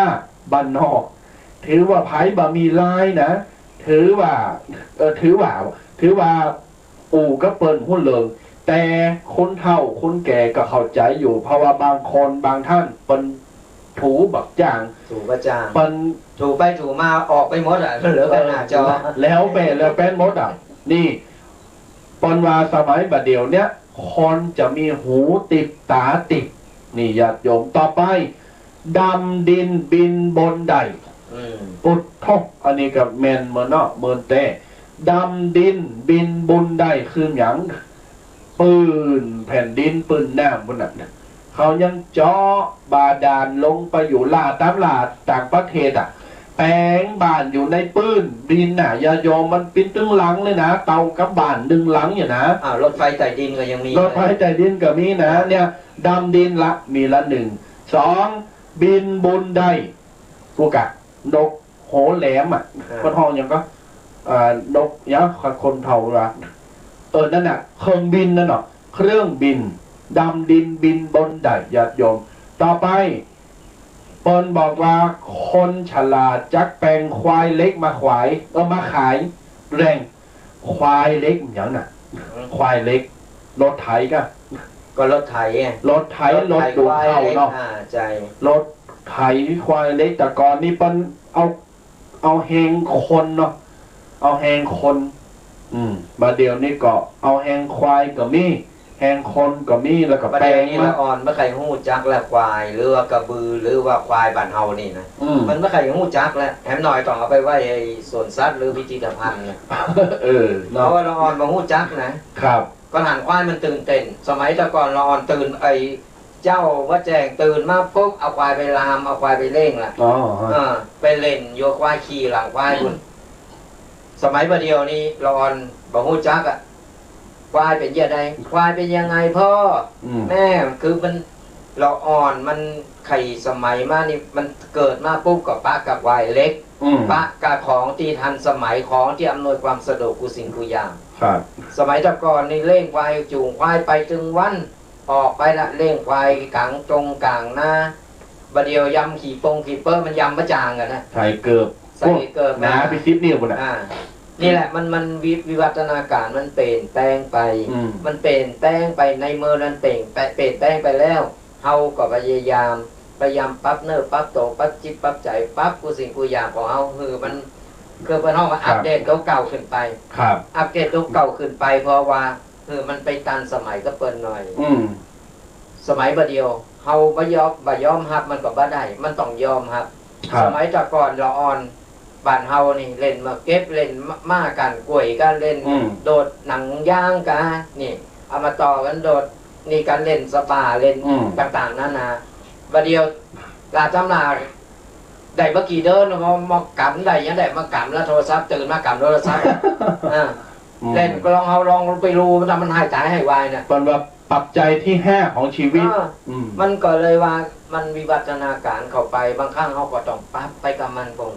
เราอ่อนในมือมันเป็นอย่างวิวัฒนาการแล้วประเดี๋ยวก็เอามาเป็นสื่อในการเฮนตัวครับ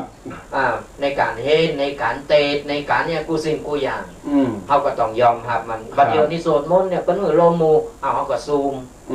ใจซูมในการโสดมนก็หันกันหมดครับนี่มันเป็นอย่างนี้มันเทคโนโลยีมันล้ำสมัยมันตันสมัยขึ้นไปแต่ว่าเขาก็ต้องปรับปรุงทัศนคติปรับปรุงวิสัยทัศน์ของเขาคือมันก้าวขึ้นไปแฮมปั๊บความคิดเนี่ยใจกับความคิดของตัวเก่าจะไปจมปักอยู่ในดังเดิมกบในกะลาบย่อมเปิดกะลาเปิดไอ้ฝาคอบออกมาพอโลกภายนอกสัมคนมีร่างกายงามร่างกายดีมีฐานะตำแหน่งหน้าที่หรือเป็นตีหูจักในคนตั้งหลายภูมิฐานดีแต่สมองหรือความคิดสติปัญญาเก่า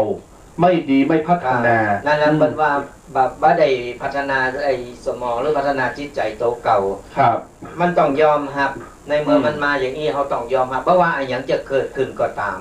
ถึงวันนี้ถึงบอกว่าไม่มีอะไรเที่ยงแท้แน่นอนเพราะฉะนั้นแล้ว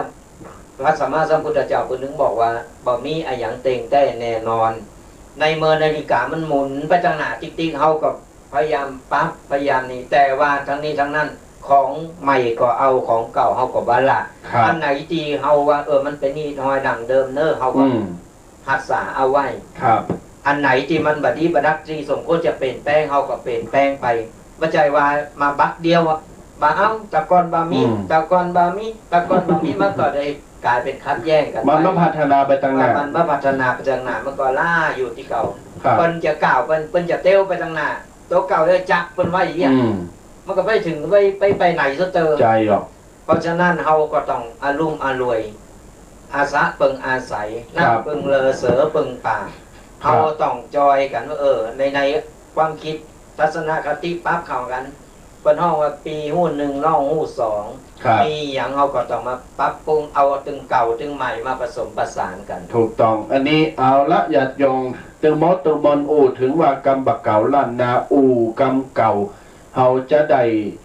เกิดถึงสมัยตะกอนว่าโอ้มอกูเป็นละอ่อนในปอกูแม่กูปอหมอนแม่หมอนปออุ้ยแม่อุ้ยปอลุงป่าลุงพากูไปไฮหน้าพาไปเก็บผักตักไม้ตักน้ำไปหาเปาหาปลาไปหั่นไปนี่โอ้อยู่วัดอยู่ว่ามนงานซะแล้วแต่ในเมื่อสถานการณ์บัดเดียวหรือยุคสมัยมันเปลี่ยนแปลงไป ความคิดทัศนคติสายตาเฮาก็จะต้องเปลี่ยนแปลงไปตัวอย่าอยู่ที่เดิมเพราะโลกมันไม่ได้หมุนอยู่ที่เรา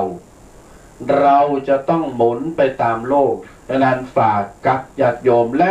ไปอู่คือกับละเอกละอ่อนเยาวชน ทุกคนดูท่านประชาชนต่างๆหลายศรัทธาได้ฟังกันท้ายชั่วโมงญาติโยมก็จะได้เปิดสายหนาไมเนอร์จะได้อู่จ๋าตักตายกับบรรดาญาติโยมสาธุชนต่างหลายอย่างที่บอกไปว่าวันนี้เราจะอู่การเลิงโควิดเบื้องต้นจงกลางกับชงไทยไปเดี๋ยวนี้เราจะบ้าหือสถาเด็กเขตแล้ว ใจค่ะ เจ้ามาก็พอข่าวปุ๊บโทสมองก็ตัดแต่ความเด่นพอตะขืนเขตปอแล้ว แค่กักโตนี่ก็เคสพอแล้วมาฟังเริงแล้วก็มาข่าวกันเรื่องเดิมๆนี่มันก็เลย เปิ้นบ้าหือไปกาดบ้าหือไปเซเว่นบ้าหือไปหัดก็เขตปอแล้วเงินก๋อมได้สุมาเตเยียวยากับยังนานข่าวดินได้พาดพิงดังนั้นแล้ววันนี้เรามาคลายเครียดเป็นวาไรตี้กันญาติโยมมีอย่างมาอู่มาจ๋าปรึกษาหารือกันได้ เพราะอย่างน้อยมันก็ได้ผ่อนคลายกัน ครับ เอาได้อูได้ได้ระบายกัน ครับ เราจะไปมัมมึกอยู่กันในใจคนเดียวเขตเขตพอแล้วตุเจ้านี่ก็มันอูอย่างนั้นมันทำเหมือนเขตจริงๆมันก็เลยกลายเป็นว่า ครับ เอาไปเอามาหาตั้งออกมาได้ ครับ หาตั้งออกมาได้ก็ต้องไปปิดชีวิตตัวเก่า เพราะฉะนั้นแล้วเนี่ยปล่อยว่างให้พอง ครับ เอาไปต้องไปเสพข่าวไอ้เรื่องเขตนั้นในเมื่อมันเกิดขึ้นมาแล้ว มันเกิดไม่ได้เกิดกับเฮาคนเดียวมันเกิดหลายๆ ทั่วประเทศ ทั่วประเทศ เฮาก็ต้องทำใจ ครับ ในเมื่อเปิ้นก็เป็นเนาะเหมือนเปิ้นก็โดนเฮาก็โดนเป็นอย่าง ครับ จะมาเตอะก็พยายามยิ้มแย้มแจ่มใสพยายามหาสิ่งอย่างที่มันเบาบางหรือผ่อนคลายไปได้ ครับ สมเตออยู่บ้านมาได้อะเหงากักตัวไปได้ก็ไม่ได้หานันหานี่ทำตับอยู่กับวัดกับบ้านกับฝ่านกับจ้องมันก็ยังโมนเพราะฉะนั้นแล้วเนี่ยอย่างวันนี้ตอนเนี้ยเข้ามาอู่หลายๆข้อคิดหลายๆอย่างหลายๆอันประสานกันไปเพอว่าเมื่อสดาญาติโยมได้เคสกันได้ผ่อนคลายกันแล้วตอนนี้เราจะมาเปิดสายหน้าไม้ให้สดาญาติโยมเนี่ยได้มาระบายมาผ่อนคลายมาอู่มาอย่างน้อยได้อู่ก็ตู้เจ้าก็สบายใจหน่อยก็ตักตายหรือว่าโทรกันมาได้เนี่ยจะบอกเบอร์โทรคือตีเบอร์โทรศัพท์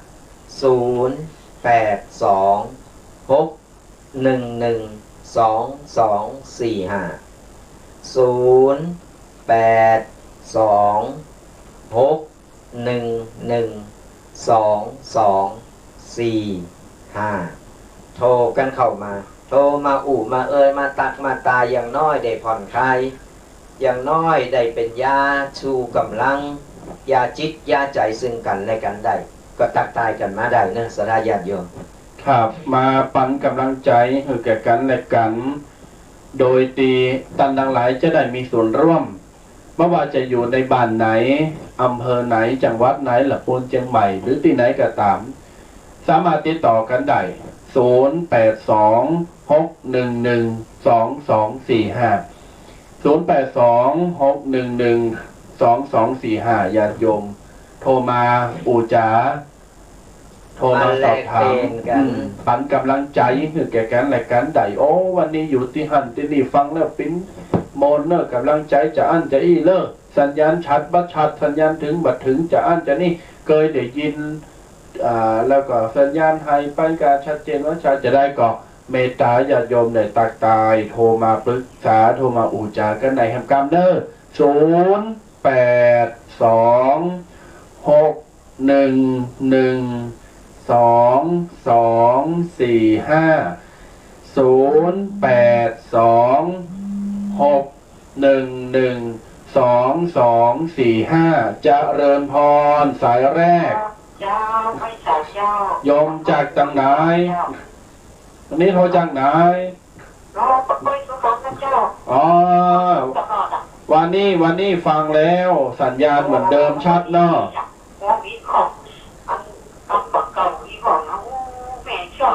แต่ฟื้นกรรมเก่ามาม่วนนะแม่เนาะ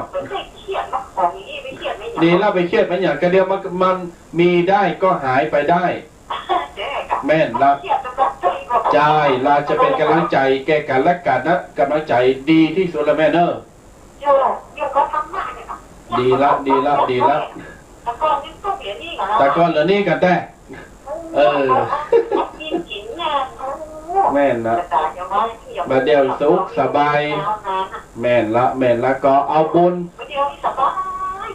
เปิ้งปลาอาศัยไปนะกันเนาะกำลังใจตัวแม่นละแม่นละอ้าวเป็นกำลังใจเนอะบุญทักษาโยมเนอะสาธุเจริญพรโยมฟังจากไหนนี่อ๋อเวลาเจียงใหม่ว่าฟังจากวิทยุก้า104เนาะแม่เนาะเป็นนายพ่องวันนี้ฟังแล้วอย่างไรฟังแล้วมันเก่ามันหลังนึกถึงอดีตเนาะนึกถึงแต่ก่อนได้ฟังอดีตจากเจ้าเนาะเมื่อวานอยู่ด้วยกันเนี่ยม่วนแม่ตอนพูดนี่โควิดซบเซาลงห้องละก้าน่ายินดีเนอะบุญรักษาขอให้ปลอดภัยสาธุสายที่2ไปแล้วญาติโยม08226245โทรมาเนอะญาติโยมเนอะโทรมาตักมาตายมาอู่มาเอ่ยมาแลกเปลี่ยนความคิดหันกันหรือว่าหือกำลังใจกันกำลังใจถึงไม่มีตัวตนแต่มีอิทธิพลทั้งผู้ให้และผู้รับเนี่ยมันโม้นศรัทธาญาติโยมทั้งหลายเขาได้มาอู่มาเอ่ยมาตักมาตายกันเพื่อโควิดหายเพื่อตู้เจ้าต้น2 ลูก 2 ตนผ่านไปจังใดก็จะได้ตักได้ตายได้หู้จักกันเปิ้นห้องว่าเป็นนั้นกัลยาณมิตรที่ดีต่อกันเนี่ยศรัทธาญาติโยมโทรกันมาได้เนอะตอนนี้เขาเปิดสายหน้าไมค์กันและก็อนุโมทนาบุญกับศรัทธาญาติโยมตีพอทาง Facebook หรือ YouTube ช่องใดช่องหนึ่งก็ตามช่วยกันแชร์ช่วยกันกดไลค์กดแชร์ไปเพราะว่าเป็นการแชร์คือคนที่บ่ฮู้เพิ่นก็จะได้ฮู้เพิ่นก็จะได้เป็นการเผยแผ่ธรรมะไปอย่างหนึ่งเจริญพรสาธุวันนี้โยมแม่ม่วนดีเนาะ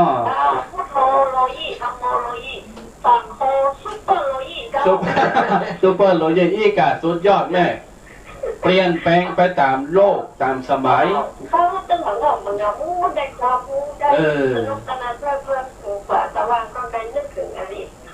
แม่ละนี่ละอดีตที่จริงใจอดีตที่มีความสุขเนอะอันใดอันเก่าอันหลังมันบดีกับถ้าไปเกิดธรรมะละเอาตังเนี้ยเปลี่ยนไปปัจจุบันดีที่สุดเอาชีวิตรุ่งเรืองเนอะแม่เนอะบุญรักษาเจริญพรนี่สายที่3นี่ให้นั้นพี่น้องศรัทธาญาติโยมที่ตุแดงอุคังไว้อุจกสกัดเอาอุจกแล้วถึงไหนแล้วเดี๋ยวนี้ต้องใจเบิร์นเนี่ยศรัทธาญาติโยมทั้งหลายก็กดไลค์กดแชร์กันไปเป็นการที่ว่าเผยแผ่ธรรมะคือจากคนที่บอกฮู้เพิ่นก็จะได้ฮู้จากคนที่เพิ่นกำลังคิดกำลังกึศยังบ่ออกเนี่ยเพิ่นได้ฟังธรรมะไปเหมือนการทำบุญไปอย่างหนึ่งเนี่ย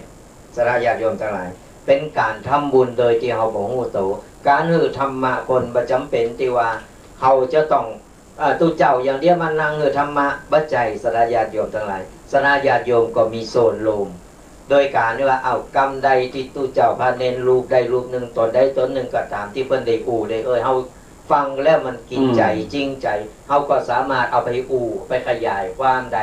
เอาไปบอกไปสอนลูกสอนหลานเป็นการเผยแพร่ธรรมะไปในโตเหมือนกันครับหรือว่าเฮากดไลค์กดแชร์ไปเพิ่นได้ฟังได้ฮู้ได้หันเนี่ยเป็นการอนุรักษ์หรือว่าช่วยกันเผยแพร่ธรรมะคนที่เปิ้นน้อยอกน้อยใจเปิ้นกำลังคิดบ่ออกเปิ้นได้ฟังธรรมะเปิ้นเปลี่ยนใจเปิ้นเปลี่ยนใจมาฟังธรรมะแล้วโอ้เฮาก็ได้บุญได้กุศลเหมือนเฮาเอาละอ่อนไปโบสถ์เฮามีลูกมีหลานเฮาแนะนำเปิ้นไปโบสถ์ก่อนเปิ้นไปโบสถ์อยู่ในวัดนะว่าโอ้ยโบสถ์แล้วเปิ้นซึ่งในรถพระธรรมเปิ้นโบสถ์อยู่จนเป็นเจ้าอาวาสจนเป็นตู้ปู่ตู้ปอเฮายิ่งได้บุญได้กุศลก็เปิ้นตลอดเหมือนน้ำซึมทรายอ่ะเหมือนเฮาสร้างวัดสร้างพระสร้างพระประธานหรือสร้างพระอย่างไว้ในวัดนะว่ามีคนมากราบมาไหว้เฮาจืนอกจืนใจเฮาได้บุญได้กุศลก็เปิ้นเหมือนกันครับเนี่ยเป็นการสร้างบุญที่เฮาบ่ฮู้โตเฮาบ่จำเป็นจะต้องว่าทำบุญจะต้องมาใจกับปัจจัยอย่างเดียวมันบ่ใจมันอยู่ที่ว่าเฮาจะทำบุญอย่างใดแค่กึศดีทำดีอู่ดีเฮาก็ได้บุญได้กุศลถูกต้องแล้วเนี่ยญาติโยมถือว่าเป็นสิ่งดีๆที่เฮาได้มาฟังแล้วก็มาอู่จะมาพบปะตุเจ้าพานายกันยิ่งสมัยบัดเดี๋ยวนี้ที่มีโซเชียลมาเป็นสื่อ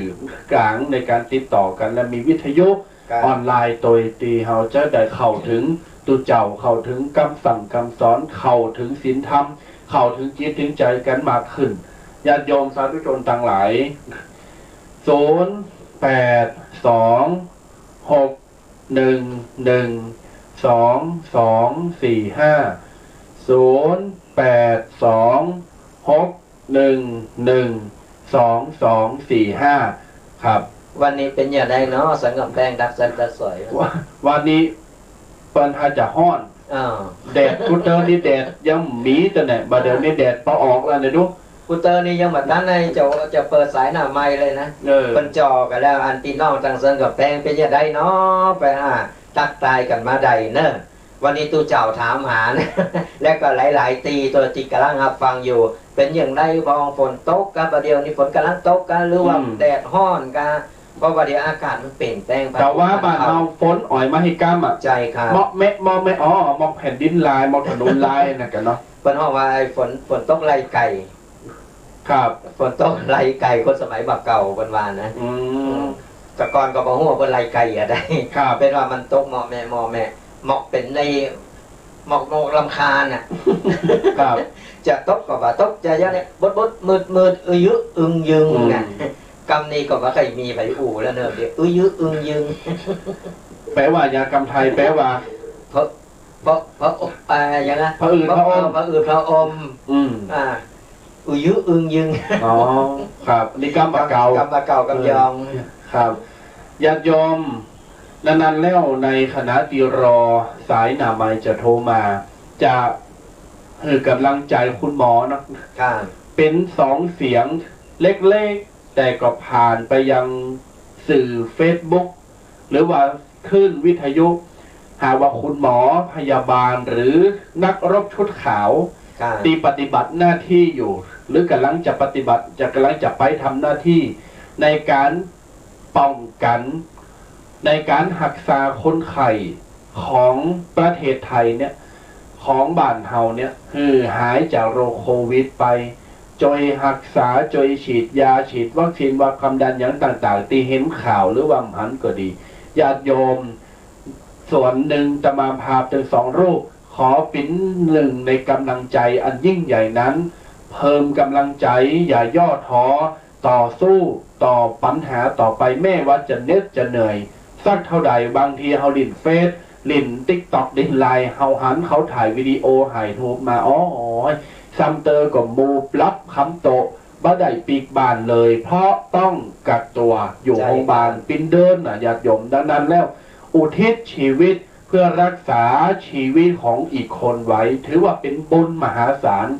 บุญนี้จะบังเกิดคือคน เฮาตีคือตันดังหลายเนี่ยติเป็นหมอเป็นพยาบาลเป็นนักรบชุดขาวเนี่ยได้เจริญในหน้าที่การงานในอนาคตเจริญรุ่งเรืองต่อไปเป็นเกาะกำบังแต่หลายคนหลายท่านติดพลาดไปตีรักษาคนไข้ที่ติดเชื้อแล้วก็เอาเชื้อมาติดแล้วก็ทำบางหมอบางท่านบางคนที่เป็นข่าวก็เสียชีวิตไปนั่นก็แสดงความเสียใจโดยหมายความว่าท่านได้ทำหน้าที่ปฏิบัติหน้าที่ที่ดีที่สุดเท่าที่ท่านจะทำได้ครับนะเพื่อครับนอ้องว่าเป็นนักรบสุดขาวตีเสสละตีสุดครับเป็นผู้ที่เสสละตีสุดเลยทั้งที่หู้ว่าไอ้เบื้องหน้ามันอันตรายทุกวินาที ทุกเสี้ยววินาทีเนี่ยมันอันตรายต้องระมัดระวังตีสุดแต่ก็ต้องไปต้องทำเพราะจิตใต้สำนึกตัวเก่ามีความรับผิดชอบตัวเก่าทำด้วยจิตอาสาด้วยจิตที่ว่าเสสละมีจรรยาบรรณเปิดเพราะฉะนั้นเป็นผู้นักรบชุดขาวเนี่ยไม่ว่าจะเป็นคุณหมอคุณพยาบาลหรือผู้ช่วยต่างๆเนี่ยเป็นคนที่เสสละที่สุดเพราะฉะนั้นแล้วเฮาบาดีที่จะไปต่อว่าหรือไปอย่างก็เป็นอุตสาห์เสสละที่จะรักษาชีวิตญาติของเฮาครอบครัวของเฮาหรือโตของเฮาเนี่ยเอาชีวิตแลกเอาชีวิตแลกชีวิตเพราะฉะนั้นเฮาต้องให้กำลังใจเบิ่นในโรงพยาบาลแต่ละโรงพยาบาลหรือโรงพยาบาลสนามที่เป็นกักโตหรือทุกๆหลายๆโรงพยาบาลในบัดเดี๋ยวนี้ทุกวันเปิดรับบริจาคอาหารข้าวกล่องน้ำดื่มแมสเจลล้างมือแอลกอฮอล์หรืออะไรอย่างต่างๆแม่ก็ทางว่าชุดที่เป็นใส่เป็นห้องชุดอย่างก็สีขาวนั่นน่ะชุดสีขาวนั่นน่ะไผมีกำลังทรัพย์ที่จะซื้อจัดหามาได้ประกอบอาหารทำอาหารหรือเป็นหนึ่งในปัจจัยที่จะไปมองคือเป็นอย่างน้อยก่อนแล้วแต่จิตศรัทธาอันนั้นก็เอาไปได้เพราะทั่วประเทศทุกโรงพยาบาลประเดี๋ยวนี้ค่อนข้างที่จะขาดแคลนและต้องการอย่างมากเพราะผู้ป่วยเพิ่มขึ้นทุกวันหมอก็ทำหน้าที่เพิ่มขึ้นทุกวันหมอนี่ไม่ใช่ว่าจะอยู่บัดได้ไม่ใช่ว่าจะฉีดยาไปพักผ่อนฉีดยาไปบำบัดใจจะต้องมาดูอาการคนที่ติดเชื้อเนี่ยอย่างใกล้ชิดเลยจะต้องปฏิบัติถือดีที่สุดถ้าเป็นตายไปเนี่ยเฮาหูซึกว่ามันมีความรู้สึกบดีดังนั้นหนึ่งชีวิตถ้าเป็นรอดกลับไปติบ้านอย่างที่เป็นข่าวคนนั้นรักษาได้จนหายคนนี้รักษาได้จนหายปีกไปอยู่บ้านแล้วปีกไปอยู่ก็ขอโอ้ยเขาฟังแล้วหันแล้วเขาดีใจดังนั้นแล้วญาติโยมสาธุชนทั้งหลายไผ่ที่มีกำลังทรัพย์กำลังใจกำลังทรัพย์กำลังที่ยิ่งใหญ่ที่ญาติโยมสามารถจับประกอบอาหารแบ่งปันช่วยเหลือกันได้ทำอาหารซื้อแมสเจลแอลกอฮอล์จำนวนมหาศาลก็เอาไปบริจาคได้ในอำเภอป่าซางโรงพยาบาลป่าซางก็หาบริจาคโรงพยาบาลหลับปูนโรงพยาบาลตำหมุดเชียงใหม่ปั้นก็หาบริจาคหมดเลยดังนั้นหลายวัดหันทำข้าวกล่องไปมอบหือหลายวัดทำอาหารหงทานข้าวกล่องจัดอยู่หน้าวัดแล้วก็ประกาศถือญาติโยมติดกายไปกายมาหับอาหารกันนี่เพราะฉะนั้นแล้วฝากกับญาติโยมสาธุชนทั้งหลายถามว่าจะมาพาสอน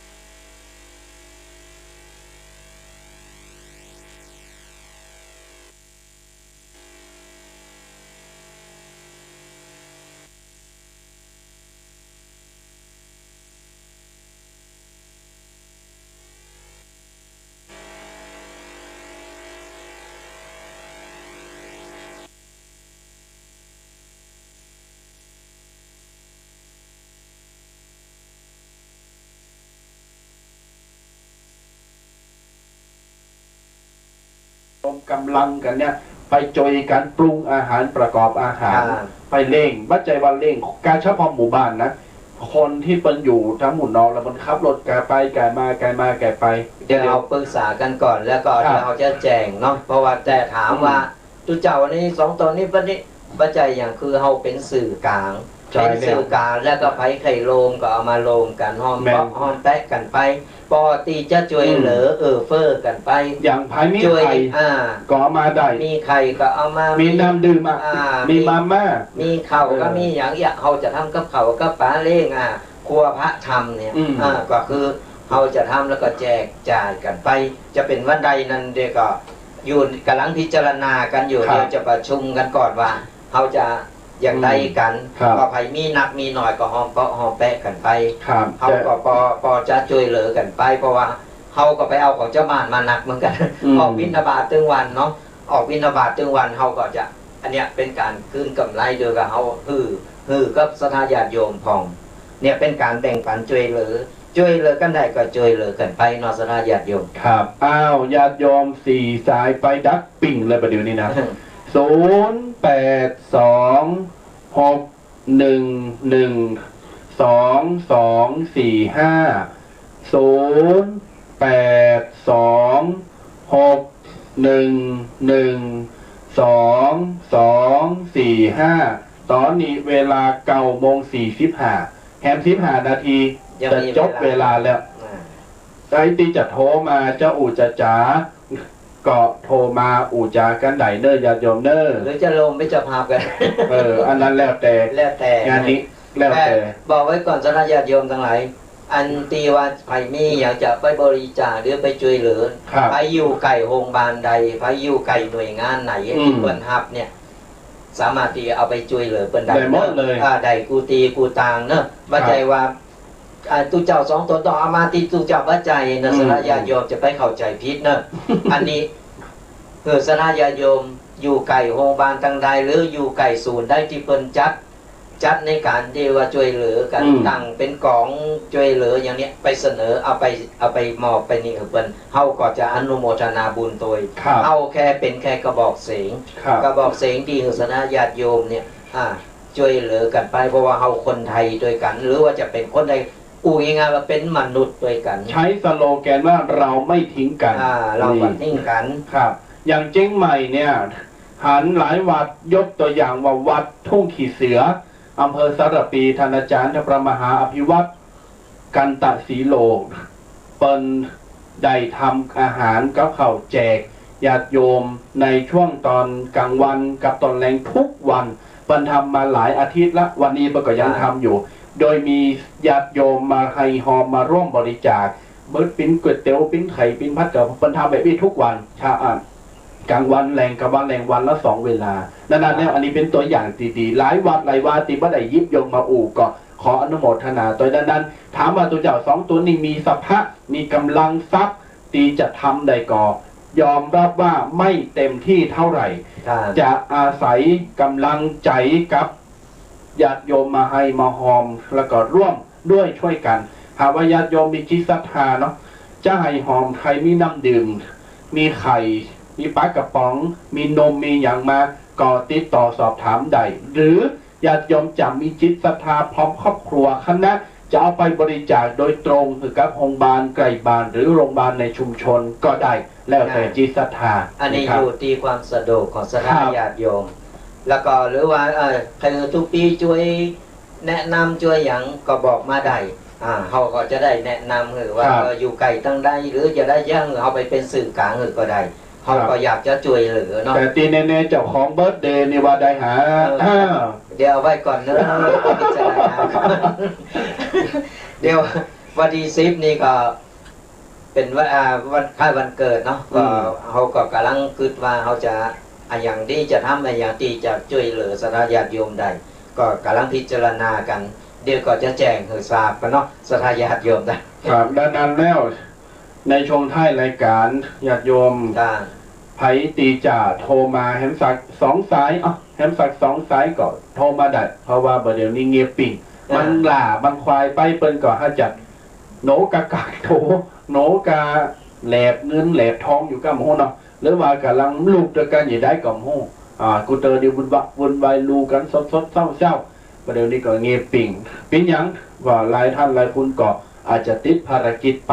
หลายท่านหลายคนอาจจะบัสโดนะครับดังนั้นในแฮม15 นาทีนี้ก็จะได้ปากันสรุปแล้วก็จะได้เพิ่มเติมแฮมสักน้อยหนึ่งครับญาติโยมที่มารับชมแล้วก็มารับฟังญาติโยมจะมาพาทองรูป2 รูปนี่ขอบคุณและอนุโมทนากับพี่น้องศรัทธาแฟนรายการ KFC พิซซ่าตีกดไลค์กดแชร์ติดตามรับชมดูใน Facebook หลายทันหลายคนเลยที่บาสามารถจะจือและก็ขานจือออกมาได้ทางนี้ทั้งนั้นทั้งหมดนี้ถือว่าเป็นกำลังใจทั้งที่โทรมาและฟังอยู่และบ่ได้โทรมาขออนุโมทนาและขอบคุณเนาะดังนั้นแล้วขอประกาศย้ำแล้วก็เชิญชวนย้ำแห่งครั้งหนึ่งญาติโยมเนอะวันพุธที่19 พฤษภาคมวันพุธที่19 พฤษภาคมที่จะถึงแหม2 อาทิตย์ตมาภาพในนามของเจ้าอาวาสวัดสะปุงน้อยอำเภอป่าซางละปูนขอเรียนเชิญญาติโยมใครที่สะดวกมาร่วมในงานประเพณีสงน้ำอธิษฐานและอันลูกเหมือนและพระธาตุเจดีย์วัดสะปุงน้อยอำเภอป่าซางจังหวัดละปูนโดยในงานนี้ได้นิมนต์พระสงฆ์และสามเณรรวมทั้งหมด9 รูปรับบิณฑบาตและเจริญพระพุทธมนต์เปิดสมโภชน้ำทิพย์หรือน้ำมงคล9 วัด9 บ่อในปีนี้จีจะได้ไปอาราธนามาพร้อมกันนี้ญาติโยมไผจะให้จะหอมปัจจัยสังฆทานทำบุญทั่วไปจะตานไปหาพ่อแม่ญาติพี่น้องจะตานไปหาญาติผู้ใหญ่จะทำบุญอย่างต่างๆเป็นน้ำดื่มถวายพระสงฆ์เป็นแพ็ก2 แพ็ก3 แพ็กอาหารการกินขนมของหวานอาหารเช้าอาหารเพลนทำได้หมดเลยแล้วแต่ศรัทธาไม่ได้บังคับเนอะพี่น้องศรัทธาไผตีจะให้หอบหรือจะร่วมอนุโมทนาจะเดินทางมาร่วมในพิธีที่วัดสะปุงน้อยเน้นย้ำว่าพิธีทำบุญตักบาตรเริ่มในเวลา7 โมงเช้าเริ่มในเวลา7 โมงตอนเจ้าพระสงฆ์พระสามเณรทั้งหมด9 รูปจะรับบิณฑบาตในวัดนั้นแล้วไผตีจะโทรร่วมทำบุญหรือสอบถามถนนหนทางเส้นทางที่จะมาวัดถ้าสะดวกแล้วออกมาได้แล้วจะโลมไฮหอมจะมากินมัตตาลไข่หันวัดบงน้อยไข่หันวัดสะปุงน้อยไข่หันตุเจ้าเคไข่หันตุเจ้าแดงก็เชิญร่วมกันได้ตีเบอร์ส่วนตัวเนอะอันนี้เป็นเบอร์ส่วนตัวของตมาภาพเจ้าวาดวัดสะปุงน้อยจดเนอร์เมมเนอร์ญาติโยมเนอร์063-756-1681 ในจงไทยรายการปิดรายการแล้วหรือวันใดก็ตามสะดวกญาติโยมก็สามารถโทรศัพท์มาโทรถามติดต่อได้เนาะเอาละตอนนี้ก็เวลา9:52 นาทีเลยแฮม6 นาทีแล้วพี่น้องศรัทธาญาติโยมจะได้สรุปและก็ปันปอนอนุโมทนาตามลำดับต่อไปก็ขออนุโมทนาบุญกับศรัทธาญาติโยมเนาะที่ได้มารับฟังแล้วก็ติดตามกับตุเจ้าพระเนรแล้วก็ในรายการของวัฒนธรรมกำยองแล้วก็ได้กดไลค์กดแชร์ทาง Facebook หรือ YouTube ต่างๆนี่ก็ขออนุโมทนาบุญและสุดท้ายนี้ทุกปีแดงวัดมงน้อยก็ต้องขออวยชัยอวยพรกับศรัทธาญาติโยมที่สลับรับฟังอยู่ในตอนนี้หรือว่าพอย้อนหลังก็ตามก็ขอจูผู้จูคนเนี่ยจงหายตุกหายโศกหายโรคหายภัยหายเจ็บหายไข้นึกหวังสิ่งใดก็ขอสมปรารถนากูสิ่งกูประการขอเงินทองไหลมาเทมาอย่าได้ขาดสายทำการทำงานใดๆก็ขอเจริญก้าวหน้าเจริญรุ่งเรืองยิ่งขึ้นไปอายุมั่นขวัญยืนมีโจมีใจกันจูกูจูคนเนอใจโยใจยะวาระดิถีขอปันป้อนดีคือกันตัวหน้า พ่อแม่ปิตาเอาอาหน้าป่าฝูงหมู่ศรัทธาญาติมิตรขอจุงสุขสันต์เหมือนกันทั่วทิศบ่ว่าเผ่าผู้ยิ่งใจฟังธรรมะไปแล้วสุขใจสุขกาย